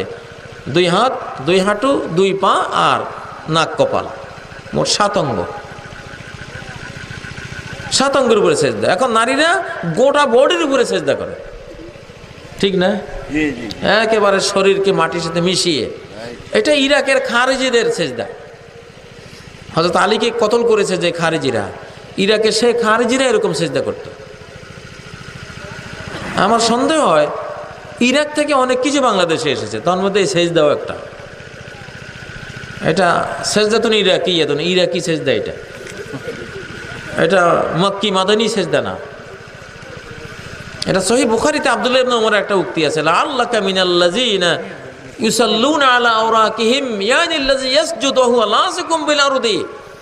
ও ব্যক্তি, তুমি যে মাটির সাথে মিশে সেজদা করলা, মনে হয় যেন তুমি তাদের অন্তর্ভুক্ত, ইরাকে যারা মাটির সাথে মিশে সেজদা করে, অর্থাৎ খারেজিরা। অতএব এইরকম সেজদা করা ঠিক না। নামাজের মতো আমার তো বড় গুরুত্বপূর্ণ জিনিস, স্পষ্ট স্ট্রং দলিল ছাড়া, প্রকাশ্য নবীজির কাছ থেকে পাওয়া দলিল, সুন্নাহ হাদিস ছাড়া এর কোনো সেজদার কাঠামো চেঞ্জ করা, রুকুর কাঠামো চেঞ্জ করা, বসার কাঠামো চেঞ্জ করা কোনোটাই ঠিক না। তবে নারীরা একটা আমল খুব ভালো করেন, সবাই বুকে হাত বাঁধেন, এটা কিন্তু নবীজির একদম সহি তরিকা। তারা যে নিতমুর উপরে বসেন, এটা দ্বিতীয় বৈঠকের ক্ষেত্রে ঠিক আছে। আর ফার্স্ট বৈঠকের ক্ষেত্রে হলো এক পা ডান পা উঁচিয়ে বাম পা বিছিয়ে বসা, প্রথম বৈঠকের ক্ষেত্রে ওইটা। আর ওনারা যে বসাটা বসেন, দুইটা শেষ বৈঠকের কাইফিয়তের উপরে বসেন। এজন্য প্রথম বৈঠকটা তাদের ডান পা উঁচিয়ে বাম পা বিছিয়ে বসা উচিত, আর শেষ বৈঠকটা ওনারা এখন যেভাবে বসেন এইভাবে বসা উচিত। এটা আবু হুমায়দা সাঈদীর হাদিসে সহিহ বুখারীতে স্পষ্ট সালাত পর্বে এসেছে। মহিলাদের মুখমণ্ডল কি পর্দার অন্তর্ভুক্ত? এখানে দুইটা মত আছে। একটা হলো অধিকাংশ ওলামাদের মত এবং কোরআন ও সুন্নাহর সবচেয়ে বেশি দলিল এটার পক্ষে, সেটা হলো মুখমণ্ডল ঢাকতে হবে। আরব জাহানের ওলামারা, আকসার ওলামারা এটা বলেছেন। আর নাসিরুদ্দিন আলবানী সহ ওলামাদের আরেক দল, তারা বলেছেন যে চেহারা যদি কোনো কসমেটিক্স ইউজ না করে, আর কোনো ফিতনার জায়গা না হয়, ভালো মানুষের এরিয়া হয়, এই শর্তগুলি পূরণ হলে চেহারা কেউ খোলা রাখতে পারে। কিন্তু এইরকম এলাকার পৃথিবীতে এখন পাওয়া যাইব নি। দোকানের সামনে দিয়ে হাঁটি গেলে যেভাবে দেখি সবাই এমনি রয়েছে, ব্যাপারটা কি চায় মানুষ? মাঝে মধ্যে আমি তাকাই, মেয়ে একটা নাচতে আছে, কি বুড়া আর কি ফোলা। আচ্ছা ফোলাগুলি না হয় তাকালে, বুড়াগুলি কবরে একটাং চলে গেছে, এমনি রয়েছে। এই পরিবেশে মুখ খোলা জায়গা বাংলাদেশে আসেনি কোন, আমার মনে হয় না। অতএব যেই ছোঁক, যেই তীর মারতেছে, এই তীর যদি কোনো নারীর গালের মধ্যে পড়ে, গাল শেষ, চেহারা শেষ। কথা বলছেন আল আইনু হাক্কন, কুদৃষ্টি এটা বাস্তব। ইউসুফ আলাইহিস সালামের বাবা ইয়াকুব আলাইহিস সালাম ওনার ছেলেদেরকে মিশরে ঢোকার সময় কিভাবে ঢুকতে হবে উনি বলেছেন, লা তাদখুলু মিন বাবিন ওয়াহিদ, একটা গেট দিয়ে ঢুকো না। এক বাপের এতগুলি পোলা, একই সাইজ, একই রকম চেহারা, ষষ্ঠ বদনজর পড়তে পারে। অতএব এক গেট দিয়ে ঢুকিও না। অদখুলু মিন আবওয়াবিন মুতাফাররিকা, বিভিন্ন গেট দিয়ে ঢুকবা, তাহলে বদনজরটা পড়বে না। যাই হোক, মুখমণ্ডল ঢেকে রাখার দলিলগুলি বেশি স্ট্রং। অতএব আমরা সেই পক্ষে বলবো, বর্তমান ফিতনা ফাসাদের যুগে বিতের নামাজের সিস্টেমটা কি দেখানোর জন্য প্রচলিত নিয়মে বিতিরের নামাজ সঠিক কিনা। প্রচলিত নিয়মে বিতের নামাজ সঠিক আছে, দুইটা মাইনাস করলে। এখন 3 টাকা যেভাবে বিতির পান হুবহু এইভাবে পড়তে পারবেন, মাইনাস করতে হবে কয়টা জিনিস? দুইটা মাইনাস করলে আর কোনো আপত্তি নেই। একটা হলো প্রথম বৈঠকটা মাইনাস, এটা নাই, এটা সহিহ হাদিসে পাওয়া যায় না কথা। আয়েশা সিদ্দিকার হাদিস, কানা রাসূলুল্লাহ সাল্লাল্লাহু আলাইহি ওয়াসাল্লাম ইজা আওতারা বিসালাসিন লাম ইয়াকুদ ইল্লা ফি আখিরিহিন্না। মুয়াত্তা, নাসাই সহ বিভিন্ন হাদিস গ্রন্থে হাদিসটি এসেছে যে নবীজি যখন 3 রাকাত বিতির পড়তেন, বৈঠক করতেন শুধু একটা, শেষ বৈঠক। 2 রাকাতের বৈঠক তিনি করতেন না। সহিহ মুসলিমের হাদিসে এসেছে, ইউতিরু মিন যালিকা বিখামসিন লা ইয়াকুদু ইল্লা ফি আখিরিহিন্না। এমনকি 5 রাকাত বিতিরও পড়তেন, 5 রাকাত বিতিরের মধ্যেও বৈঠক শুধু করতেন একটা, 5ম রাকাতে বসতেন শুধু। তাহলে 3 রাকাত বিতির, 5 রাকাত বিতিরের ক্ষেত্রে নিয়ম হলো বৈঠক কয়টা? একটা। আমাদের দেশে আছে কয়টা? 2 বৈঠক আছে। অতএব প্রথম বৈঠক মাইনাস, এটা বসবেন না, উঠে যাবেন। আর দ্বিতীয় মাইনাসের বিষয়টা হলো কুনুতের আগে আল্লাহু আকবার বলে। আসলে হাদিসে এসেছে রফায়ে ইয়াদাইহি, কুনুতের সময় নবীজি 2 হাত তুলতেন। 2 হাত তোলা মানে হলো আল্লাহুম্মা ইহদিনি ফিমান হাদাইত, এইভাবে দোয়া করা 2 হাত তুলে। কারণ রফি ইয়াদাইন মানে এইভাবে দোয়ার ভঙ্গিমায় হাত তোলা, রফি ইয়াদাইন মানে আবার এইভাবে হাত তোলা। তো কুনুতের ক্ষেত্রে বুঝতে গিয়ে ভুল হয়ে গেছে। রেওয়ায়ত হলো এইটার যে কুনুতের দোয়াটা এমনিও পড়া যায়, ওইটার নামও রফি ইয়াদাইন। কিন্তু ওইটা না বুঝি আমরা বুঝছি কি এমনি রফি ইয়াদাইন, মানে তাকবীর তাহরিমা স্টাইলের রফি ইয়াদাইন হয়ে গেছে আর কি। তো এটা কোনো সহিহ রেওয়ায়েতে নবীজি থেকে নাই, ইবনে মাসউদ থেকে আসলাম বর্ণনা করেছেন রফি ইয়াদাইনের ওইটা রফি ইয়াদাইন যে এইটা যদি হয় তো ওটা আসলামের বর্ণনা, শুধু ইবনে মাসউদের আমল থেকে পাওয়া যায়।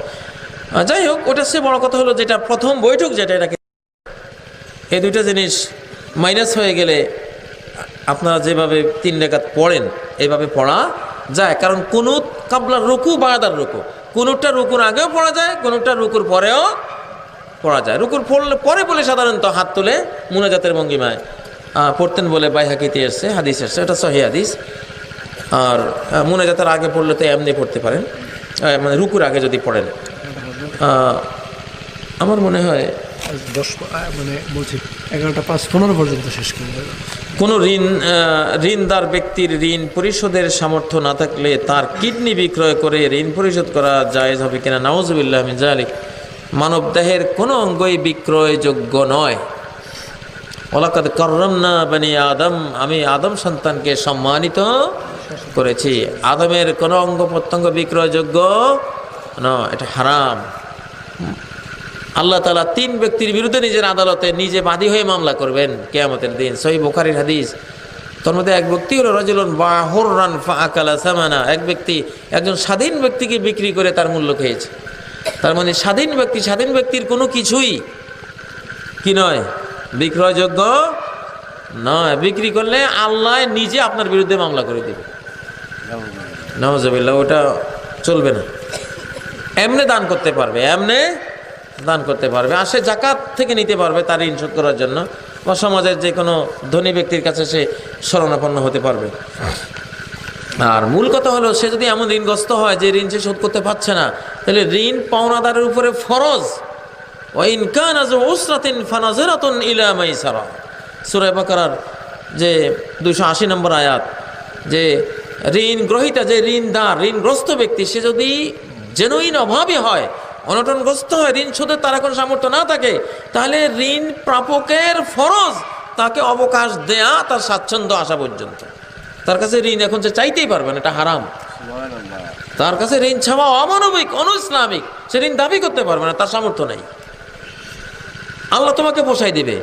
হাদিসে এসেছে যে তুমি ঋণ দেয়ার মেয়াদ পার হয়ে গেলে যদি তুমি তাকে সময় দাও, তাহলে যদি 1 লাখ টাকা তুমি পাওনাদার হও, প্রতিদিন 1 লক্ষ টাকা দানের সওয়াব তুমি পাইবা। মেয়াদ উত্তীর্ণ হয়ে যাওয়ার পরে যতদিন অবকাশ দিবা, ততদিন 1 লক্ষ টাকার তুমি দান করার সওয়াব পাইতেছো। কত বড় আল্লাহ তোমাকে পুরস্কৃত করছেন। অতএব বান্দার উপরে জুলুম করা যাবে না। যে গরিব, অপারগ, অসামর্থ্য, তাকে তার স্বাচ্ছন্দ্য পর্যন্ত সময় দেওয়া ফরজ। বর্তমানে আমরা যেসব ব্যাংকগুলোর মাধ্যমে লেনদেন করি, তাদের বেশিরভাগই সুদের উপর প্রতিষ্ঠিত। এসব ব্যাংকে লেনদেন এর অনুমতি কি এবং চাকরি করার বিধান কিনা? লাআন আল্লাহু আকালা রিবা ওয়া মুকালাহু ওয়া কাতাবা ওয়া শাহিদাইহি ওয়া ক্বালাহুম ফিল ওয়াজরি সাওয়া। নবীজি বলেছেন, আল্লাহ লানত করেছেন যে সুদ খায়, যে সুদ খাওয়ায়, যে সুদ লেখে, যে দুজন সুদের সাক্ষী হয়, চার শ্রেণীকে আল্লাহ লানত করেছে। অতএব এগুলি কোনোটারই সুযোগ নেই। ইসলামী ব্যাংকগুলোতে আপনারা জব করার চেষ্টা করবেন ইনশাআল্লাহ, সেগুলি শরিয়া সম্মত। অবশ্যই এখানে মূল একটা পার্থক্য মানুষ বোঝে না। কনভেনশনাল ব্যাংকগুলি হলো লোন ভিত্তিক, আর ইসলামিক সকল ব্যাংক হলো বিনিয়োগ ভিত্তিক। ওখানে কোনো লোন নাই, ওরা বিনিয়োগ দেবে। আর বিনিয়োগের পর আল্লাহ বলেছেন আহাল্লাহুল বায়া, এটা বিনিয়োগ, যেটা ব্যবসা বাণিজ্য, ওটা আল্লাহ হালাল করেছেন, সেটা লাভটা হালাল হবে। আর ওয়াহাররামা রিবা, যেটা লোন ভিত্তিক, অর্থাৎ লোন দিয়ে সেখানে ইন্টারেস্ট নেওয়া হয়, রিবা, যেটা রিবা বলা হয় লোনের উপরে যে ইন্টারেস্ট, সেটাকে, এটা আল্লাহ হারাম করেছে। অতএব ইসলামী ব্যাংকে যেহেতু কোনো লোন নাই, অতএব সেখানে কোনো সুদও নাই। ইসলামী ব্যাংকে আছে বিনিয়োগ, বিনিয়োগের ভিত্তিতে যেটা লাভ আসবে সেটা অবশ্যই বৈধ হবে ইনশাআল্লাহ।